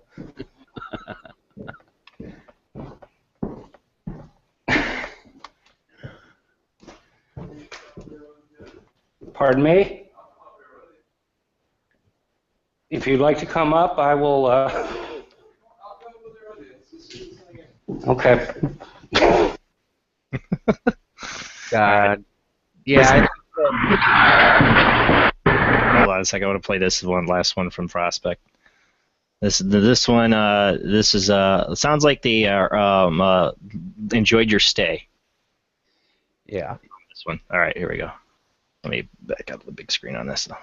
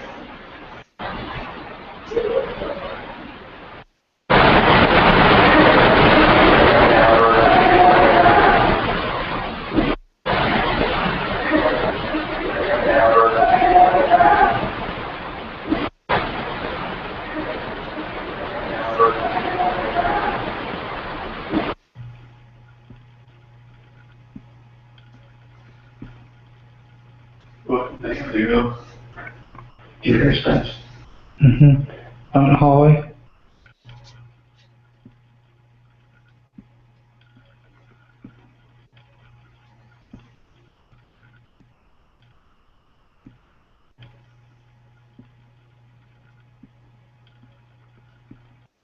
don't you hate footsteps? Because like you hear them. Yeah. You hear them. You're like, oh my God, that's totally footsteps. But your recorders are like. Yeah. It's like, oh man, so much better in person. Yeah. Absolutely. Absolutely.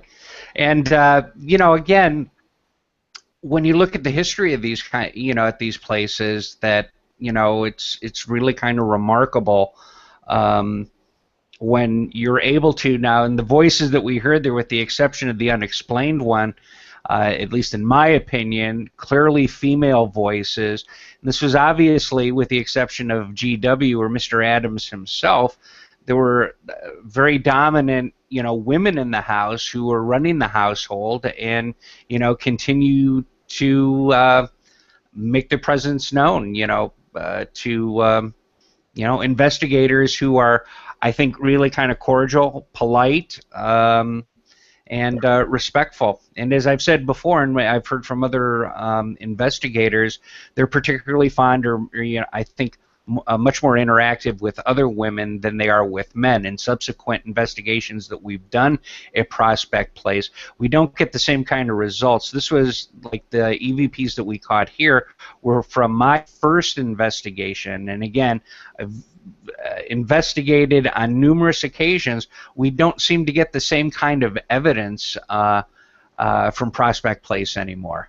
And I find that kind of interesting. I don't know if they're getting bored with us, but the ladies that we hear from who investigate, it seems that they're far more interactive. That's a good point. I always say sometimes I swear you can over-investigate a place and like the spirits are done with you. Yep. I've experienced that. We was one place, one of our first places is this old, used to be a church, and then it's now a theater, and we investigated the heck out of it in our first group we used to belong to, me and Judy. Mm-hmm. And I remember the first, I got one of my first Class A EVPs there, like one of the first nights I ever did it. It was like incredible. It said, "I hate you," like clear as a bell, and like, but towards the end it's like we were getting nothing, like it's just like, okay, we're done with you. We're not going to come out and dance, anymore for you. Absolutely. Oh, and go ahead. I was going to say, I can't see the chat. I don't know if we've missed anything, or, I mean, are people hearing this, or are they throwing like they're darts at me? No. They're not throwing darts. They're definitely hearing some of these. They're talking about it right now in chat.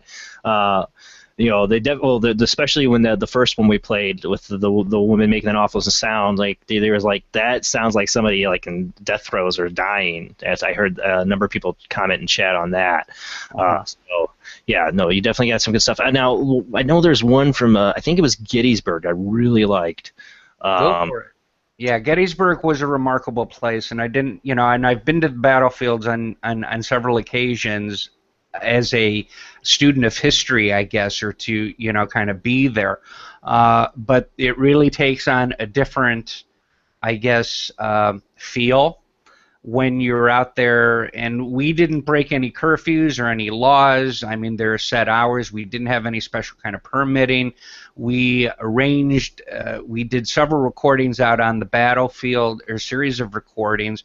We got there literally at the crack of dawn when the gates open, and then stayed for a few hours until traffic picked up, and then we left the site, and we came back like approximately an hour before the park officially closed, when traffic started really kind of tapering off. And at the time of the year that we did this, I seem to recall it was like late April. The morning time it was still dark out, and when we returned, when the gates were closing at 10 o'clock, it was dark out. And those fields really take on a very eerie, otherworldly, really kind of feel to them, obviously, and it goes back again kind of to that historical context. Yeah. You know what happened there. You're at these places, and we were able to capture a couple of bits of evidence, but I think from just being a human perspective with knowledge of what transpired there, it was very, very eerie, very, very possibly the most profound paranormal experience that I've ever had. Just kind of being there in that moment and kind of feeling that battlefield when nobody else is there, when the mists are beginning to rise. It is a little bit spooky, but there's also something very profound about it. It's kind of difficult to articulate. I think some of the best video evidence I've seen in the paranormal has come from Gettysburg. You know. Yeah. There's a lot of ghost figures. I mean, you know, I think any of these Civil War battle sites, you know, there's never a loss, you know, for evidence added, and it makes perfect sense, you know, why there would be. I just got a crash reporter, so I can't see, and I'm not going to restart it. I haven't lost you, have I? No, I hear you. Okay, very good. Then I'm not going to quit and restart again. I'm just going to kind of sit here in the dark. So I'm all ears. At any rate, you know, it was really a pretty awesome experience, and one I'm dying to get back.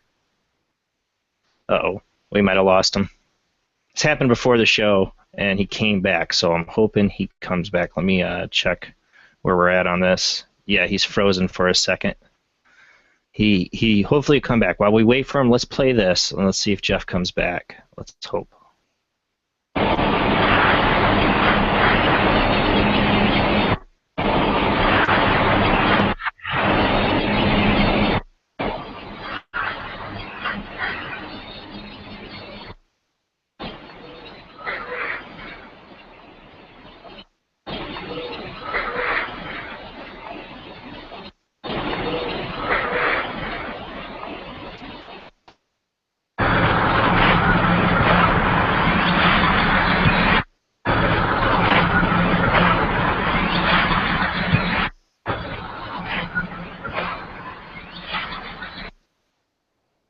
Let me turn the screen. Okay, you're back. Were you under Chamberlain? Awesome. I just said the audience like he'll come back. I promise. I just played the one where the reason I love that one I played the one where it says I'm a Confederate. Right. And I love that. That's just so like, you know, to get that kind of response to me is gold in EVP land. You know, right. I'm gonna play it one more time here. And you had some other good responses, but the first one's the best to me. Let me go back to that.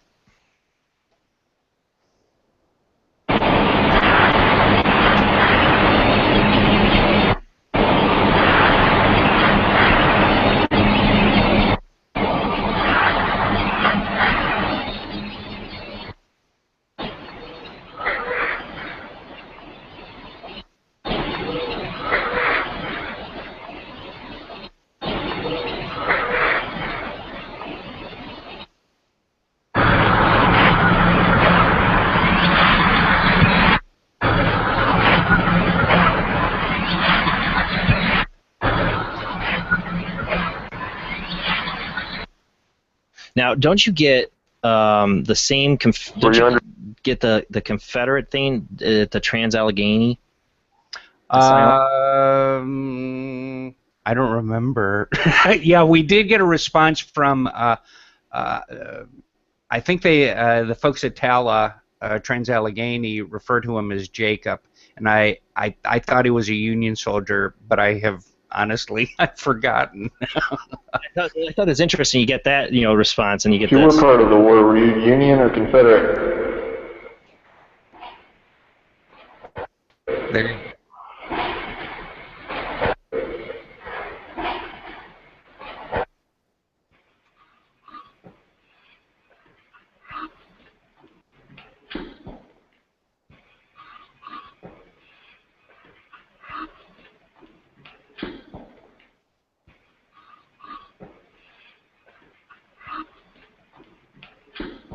That one creeps me out.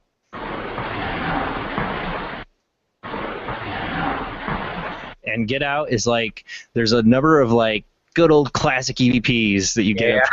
Yeah. And Get Out. Yeah, Ohio State Reformatory is like that, they want you there, but they don't want you there. They want you to get out.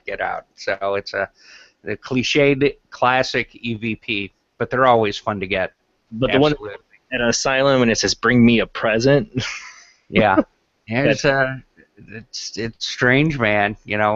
These people have something to say, and they don't. And if you can get them talking, it's always interesting.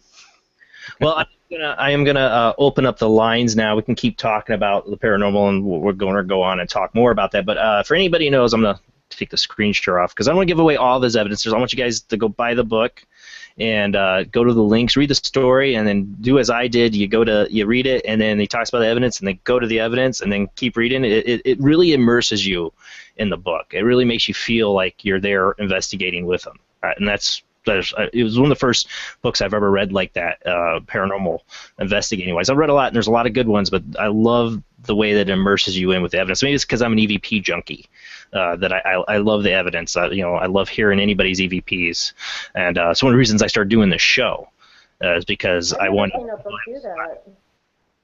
Yeah, that's why I said that's why I love it. But that's the reason I started doing the show is because I wanted people to have a place to come on and let's hang out and share our evidence and talk about it. And so when I got this book, I'm like, oh, this is totally why I do this show. I love this stuff, and then I love that book. Awesome. Well, I'm glad to help. glad to feed the need. Yeah, and people call me an EVP addict. That's why. Cool. I definitely have an addiction.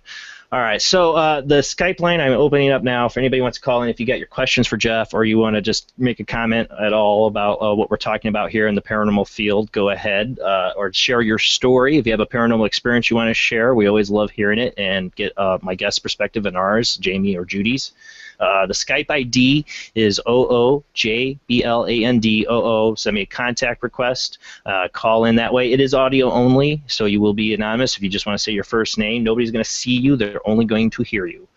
So go ahead and call in if you want to call in. So, Jeff, you've been investigating now, as you said, 5 years? Yeah.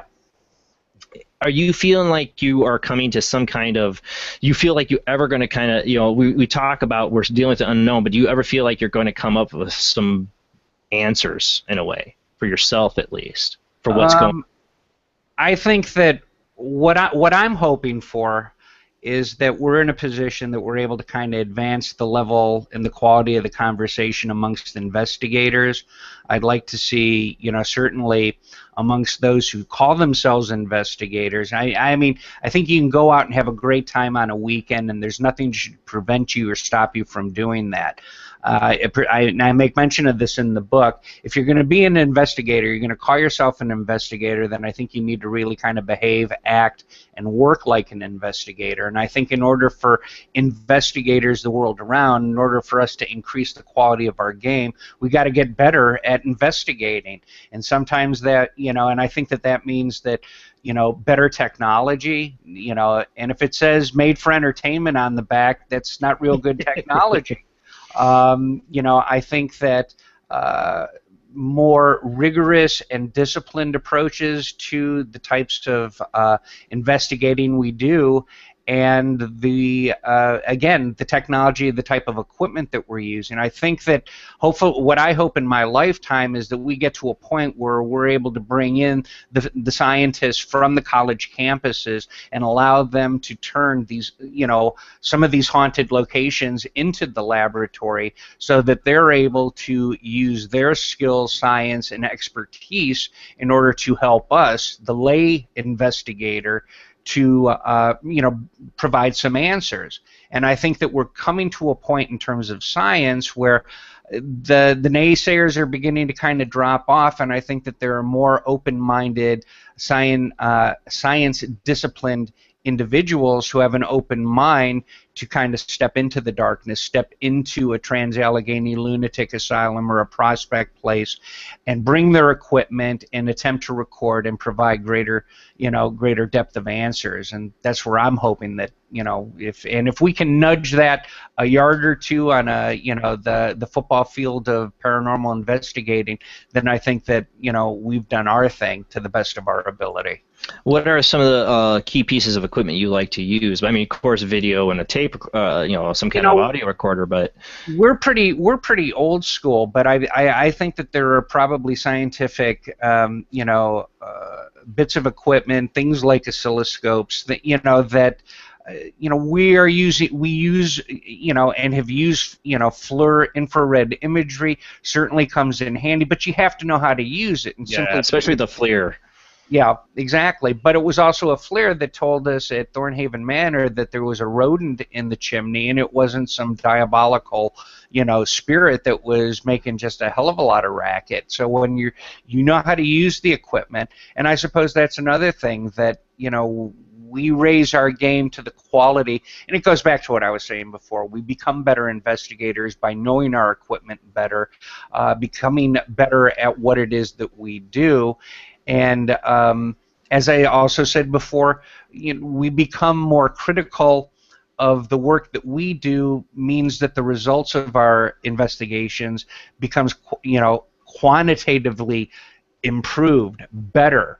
It's better quality evidence. I'd like to see the recording technology improve so that we're not necessarily dealing with clicks, or we have to necessarily zoom up the volume or the gain to a point where it provides a different levels of distortion.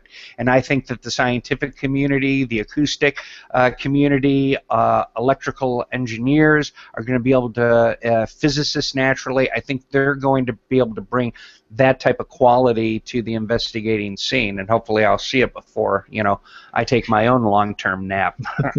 Right. One of the things too I see, sometimes investigators using. How's your feelings on using an EM pump, electromagnetic pump into an investigation? I think that the more items that you start bringing in, the more layers or filters that you start adding. I think that there's a place for EMF meters, and that they provide, in some sense, sort of a corroborative event, but we also know that EMF is natural, as well as a natural byproduct of poor electrical, connectivities that take place in a business or a residence.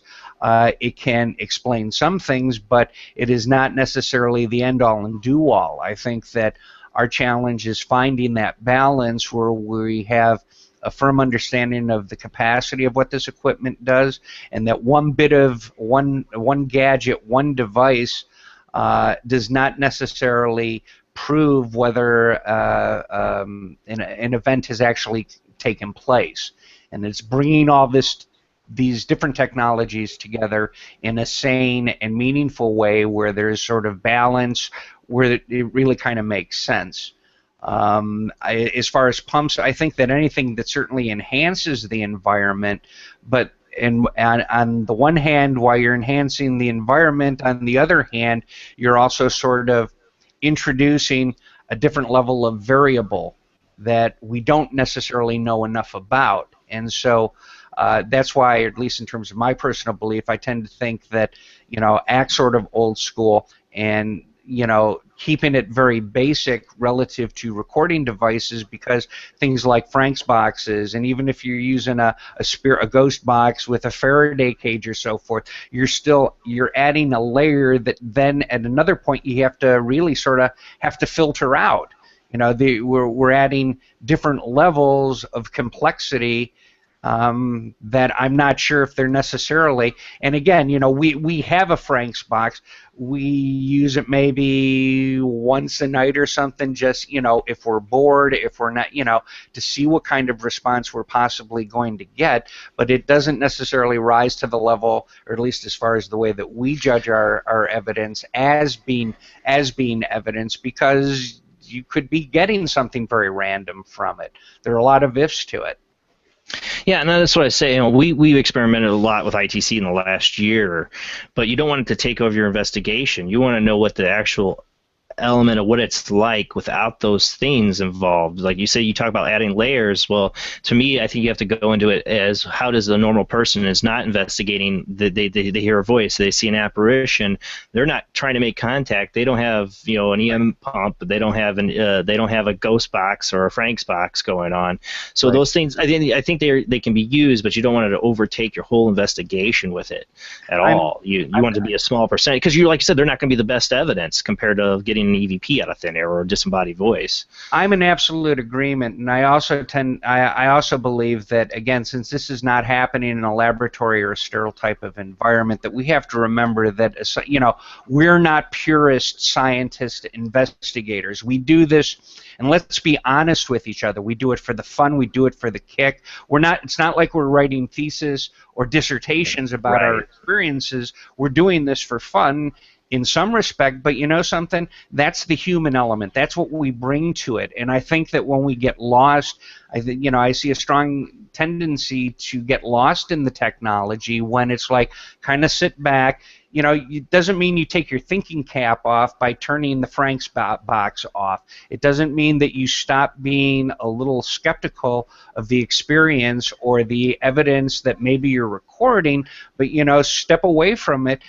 We're talking about the remnants of humans here, so be human. Step away from it. Go, you know, put it down and experience the phenomena for what it is. It's a remarkable phenomenon, and you know, if it's a thrill that you're looking for, hey, acknowledge it, go for it, enjoy it, but you know, be human with it at the same time. And that's part of, I think, striking the balance. I think that's an excellent point. And I always make the point that people that are starting to get out, it's like, well, I don't have much equipment, or I don't have any equipment. I'm like, you don't have to have a lot of equipment. You don't have to be like they have on the TV shows. The people that were investigating back in the 1800s, and yes, they were. Sir Arthur Conan Doyle investigated the paranormal. He was a skeptic, but he became kind of a believer a little bit too much. Right. But you know, they used string and talcum powder and, you know, the basics of stuff. They didn't have a lot. They didn't have recorders. They didn't have anything to record with. They didn't have video cameras or tape recorders, but they were still doing it, you know. Absolutely. So it's about the experience too, you know. So, and you know, I'm sure for people back in the 1800s, it was definitely about you know, I hate to say it, a little bit of the adrenaline rush. And you definitely see investigators that are I call them the adrenaline junkies, and I've, you know, kind of like pooed them, and you're like, oh, damn adrenaline junkies, you know, whatever. But it's the human nature. I always have to remind myself that's the human nature. That's what a lot of people get into this. Is they do want that kind of a little bit of a scare. They do want that kind of that experience of something unnatural to their normal experience. So I have to like get off my high horse, you know what I'm saying? Right. And remember, that is the human experience. And when people experience these things out of the blue, not asking for it, that's what happens. They have a huge rush of adrenaline. It is about that a little bit, you know, that human experience. It's shocking and surprising for a lot of people. What I have found, particularly over the past couple of years, is that, you know, I think there's a natural anxiety that comes with it. But, you know, I'm frequently asked, you know, what's the scariest thing that you've ever experienced? Well, I've now gotten to and understand it's a very legitimate, very reasonable question. But I've also noticed, particularly over the past couple of years, that, you know, I can be surprised and I could be anxious, but I don't get, you know, I don't suffer the same kind of scare factor that I did when I first got started, because I've come to really kind of appreciate and realize from a belief perspective that I'm dealing with people, and they're sort of, you know, and I don't want to get into a discussion that I'm not comfortable talking about, like whether it's a different dimension. What this phenomena is, I can't exactly say, because to be honest with you, I don't exactly know. But I'm dealing with people in what I believe to be people in really kind of a different form, and it's my choice to turn the lights out, but I'm interacting, and it's kind of like you ask 1,000 questions, then suddenly somewhere from you get an answer, and you shouldn't be surprised. And when you realize that, you know, the spirit phenomena that's taking place, this ghost phenomena, is really about people. And, you know, unless you're dealing with a crazy person, which I can't, you know, which I've yet to encounter as yet, people are people. So, you know, I'm scared, or I have occasional fright from sort of surprise, but I'm not scared the same way today that I was 5 years ago for the first time stepping into the darkness, wondering what was looking back. I know there's something looking back. I just hope that, you know, like I'm polite enough, or I ask the right question, or I'm there at the right time with the right device to be able to capture some kind of an answer.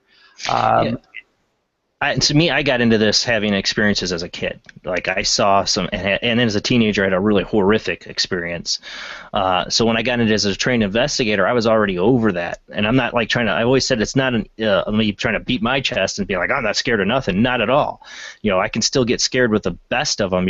But I generally don't, because I get that same question from people like, what was your scariest experience? I'm like, I go, well, not when I was an investigator. I always have to tell them about my experiences when I was an investigator, when my childhood and when I was a teenager and I had this really dark experience, because these are things before I became an investigator that got me into it, that did scare me. Right. And I call it, for some people like you got into it because you had an interest. You're like, what is this going on TV here? Right. Like, is it real or not? And some people like me got scarred, by a really horrific experience in their childhood and in their, or as even an adult. I say, so sometimes you get into this because you've already gone past that. There's something there. You've already faced that. I always say we're glorified data collectors in a way because of that. We're there just, like you said, trying to be in the right spot, the right moment with a recorder, a video camera, trying to just, I always say it's a way for us to prove we're not crazy for people like me. Or learning or confirming something, a belief system that you may have, and you want to experience it more and more. I mean, I'm not sure if it necessarily rises, or at least for me, to the point of what we traditionally think of as religion or religious belief. I want to learn more about it. I mean, going back to this concept of the scare factor, and thinking about the EVP, where Mike says, "Well, I see two eyes behind you standing on the table," and that's his interpretation in terms of what he's seen. So I was more freaked out by what he was seeing, not by necessarily what I was experiencing or the experience of interpreting what he was just telling me. So it wasn't anything that I was looking at, or some phantom that or a shadow person that had crossed my path. I've seen lots of shadows. I've seen weird things that are amorphous and anomalous. But it was hearing in the walkie-talkie, yeah, there are a pair of eyes behind you standing on the table. I don't know what it. Oh, look, they went away. It's like, I think I'm going to get out of here now. That would, was like that element to surprise that had more of a freak factor than, many of the places that I've been to. And I always say people scare me more than ghosts. Yes. And I've been on investigations where people have scared me more than the possible ghosts there, because you run into some weird people doing this, some people that are not always mentally stable doing this. I hate to say it, it's just it's the hard truth. You do run into people that are not right in the head, Yep. It attracts that, as well as it attracts the analytical minds like us. It attracts the people that go way too far with it, and those it can be scary sometimes. Well, and those are the people who, and that pendulum swings. You've got, people with serious psychological issues, emotional issues, or, possibly even, criminal behavior. There are a lot of these places, a lot of historic sites that have been burnt down because either people were obviously behaving stupidly and were pissed off because they didn't get what they believed to be a legitimate response. And in fact, we make mention to, I think it's the LeBeau Plantation that was in Louisiana, where a group of, ghost hunters were there. They didn't like the response, so they got drunk and they burnt the place down. I mean, there's so many haunted places end in fire, and that's one of the reasons. Exactly. It's like a Stephen King storyline, coming in real life. Oh, our friends, I have friends, which you should go on their show sometimes, called Paraversal Universe. Kevin Malik and Jennifer Selsey, sorry. They have a show called Paraversal Universe, and they're up in Wisconsin, and they help. They're part of the Historical Society for the Summerwind mansion that burnt down. The same deal. People going up there and partying. It's sadly it's the horrible end to many a haunted location. And it kind of goes to what you were talking about before. It's it's this kind of behavior that really gives serious investigators kind of a bad name, or the more generalized field of inquiry kind of a bad name, and that's very tragic. And well, it was just last year, wasn't it? I think it was just last year, or maybe it was a year, 2 years ago. I can't even think of the location now. A guy stabbed himself at a haunted location, and that went viral. You know, like that happened at Villisca. That was at Villisca. It had happened at Villisca that somebody had. It was. I wondered. I thought it was. I wasn't sure. Yeah. I remember that. And I'm like, oh, that just looks horrible for the paranormal community. Maybe something paranormal was involved in it, but I had my serious doubts about that. It's more like a mental issue, something going on. And I'm like, God, that looks horrible. You know, for the paranormal community. You know, when I first saw that article, I was like, the total Jean-Luc Picard facepalm that you see. You know, like I couldn't help it. Well, thank you so much, Jeff, for coming on the show. Like I said, reading your book, I knew I was going to totally enjoy having you on because I could see we have a very much alike mind, you know, that we would go about things much the same way. And I thoroughly enjoyed your book. I thoroughly recommend it for everybody. I had a guest on last week. I didn't read his book before the show, and it wasn't purposely. I just didn't get to. Judy did, you know. But this is one that I got to read because Jeff gave it to me. I'm broke too. That's another reason. That's the perks of getting the show. I get a free book. But reading the book, I was like, I cannot wait to have him on this show. This book is so good, and not just because of the evidence. Awesome book. Yeah, not just because of the evidence and the links in it, but your writing in it. It really makes you understand kind of the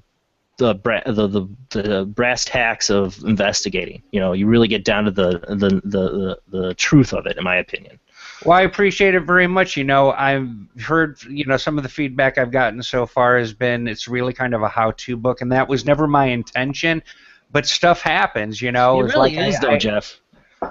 I wanted to share, you know, this is how we did it. I really wanted it to be more, but, you know, when you're writing a book, you never know completely what you're ending up with. So, well, I have plenty of books that are how-tos to ghost hunt, and they're boring. They're so hard to read through.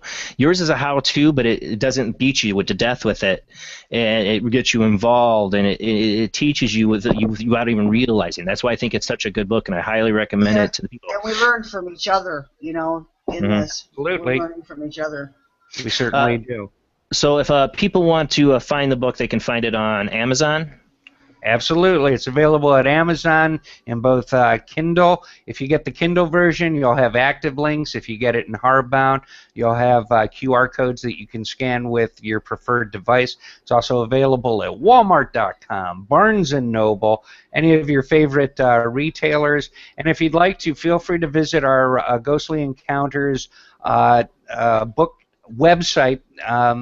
And I'm happy to field any questions. I've got an active blog there. I usually put in a new article on an average of monthly basis, and we love to interact with everybody who's interested in talking with us. Give us your feedback, positive or negative. We'd love to hear it.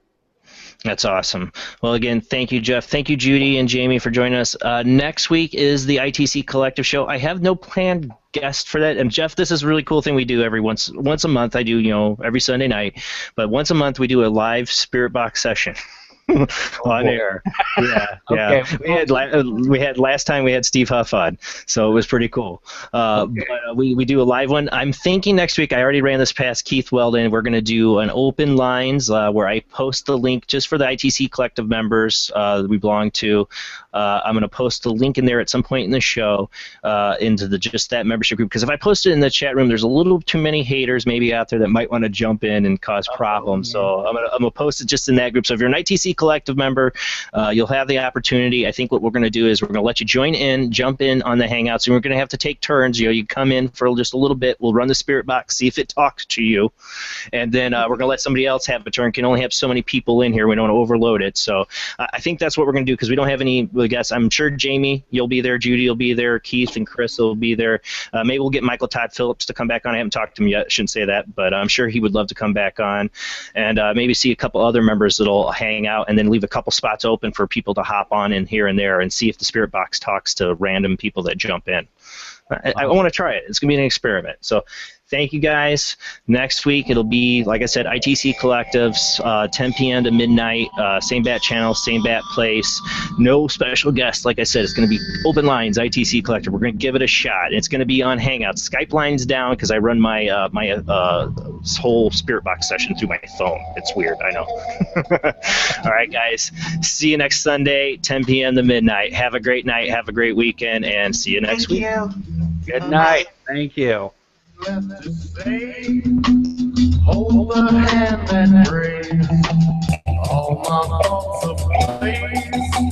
Am I still awake? When you get the time, leave your soul behind. All the signs align. Am I still gonna find?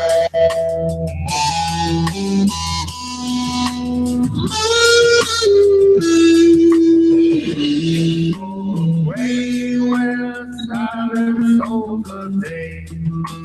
Just a witness with the living.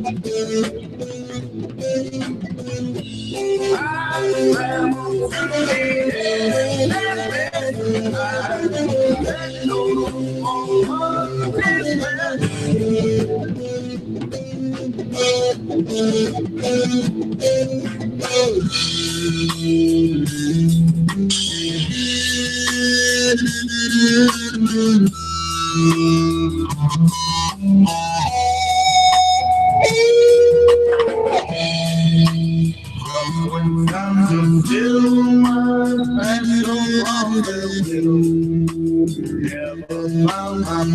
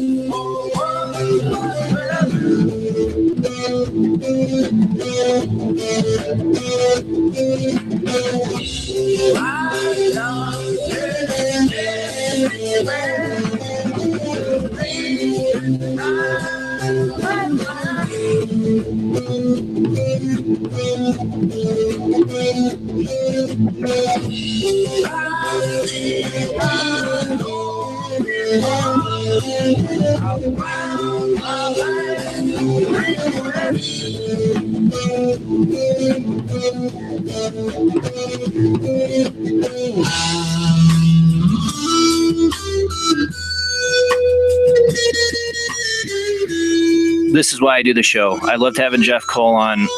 You know, I'm an EVP addict. I love being able to play his evidence tonight. I don't want to play all of it because I truly want you guys, I don't go out and say totally buy books yet. I've had guests on, but this is what I really do mean, truly buy this book. It's definitely worth reading and hearing all the rest of the evidence we didn't play. You can't find it on my playlist. I put it in a private playlist. To hear the EVPs and all that great evidence he's got, you got to get the book. It's definitely worth it, guys. I'd highly recommend it.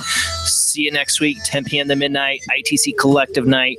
Open lines for the first time. We're going to try it out. We're going to give it a test. If you're an ITC Collective member, we'll post the link at a certain point in the show on the ITC page, and you'll be able to just click on it, hop in Hangouts, and we'll let the spirits talk to you. All right, guys. See you next Sunday, 10 p.m. to midnight. Have a great night.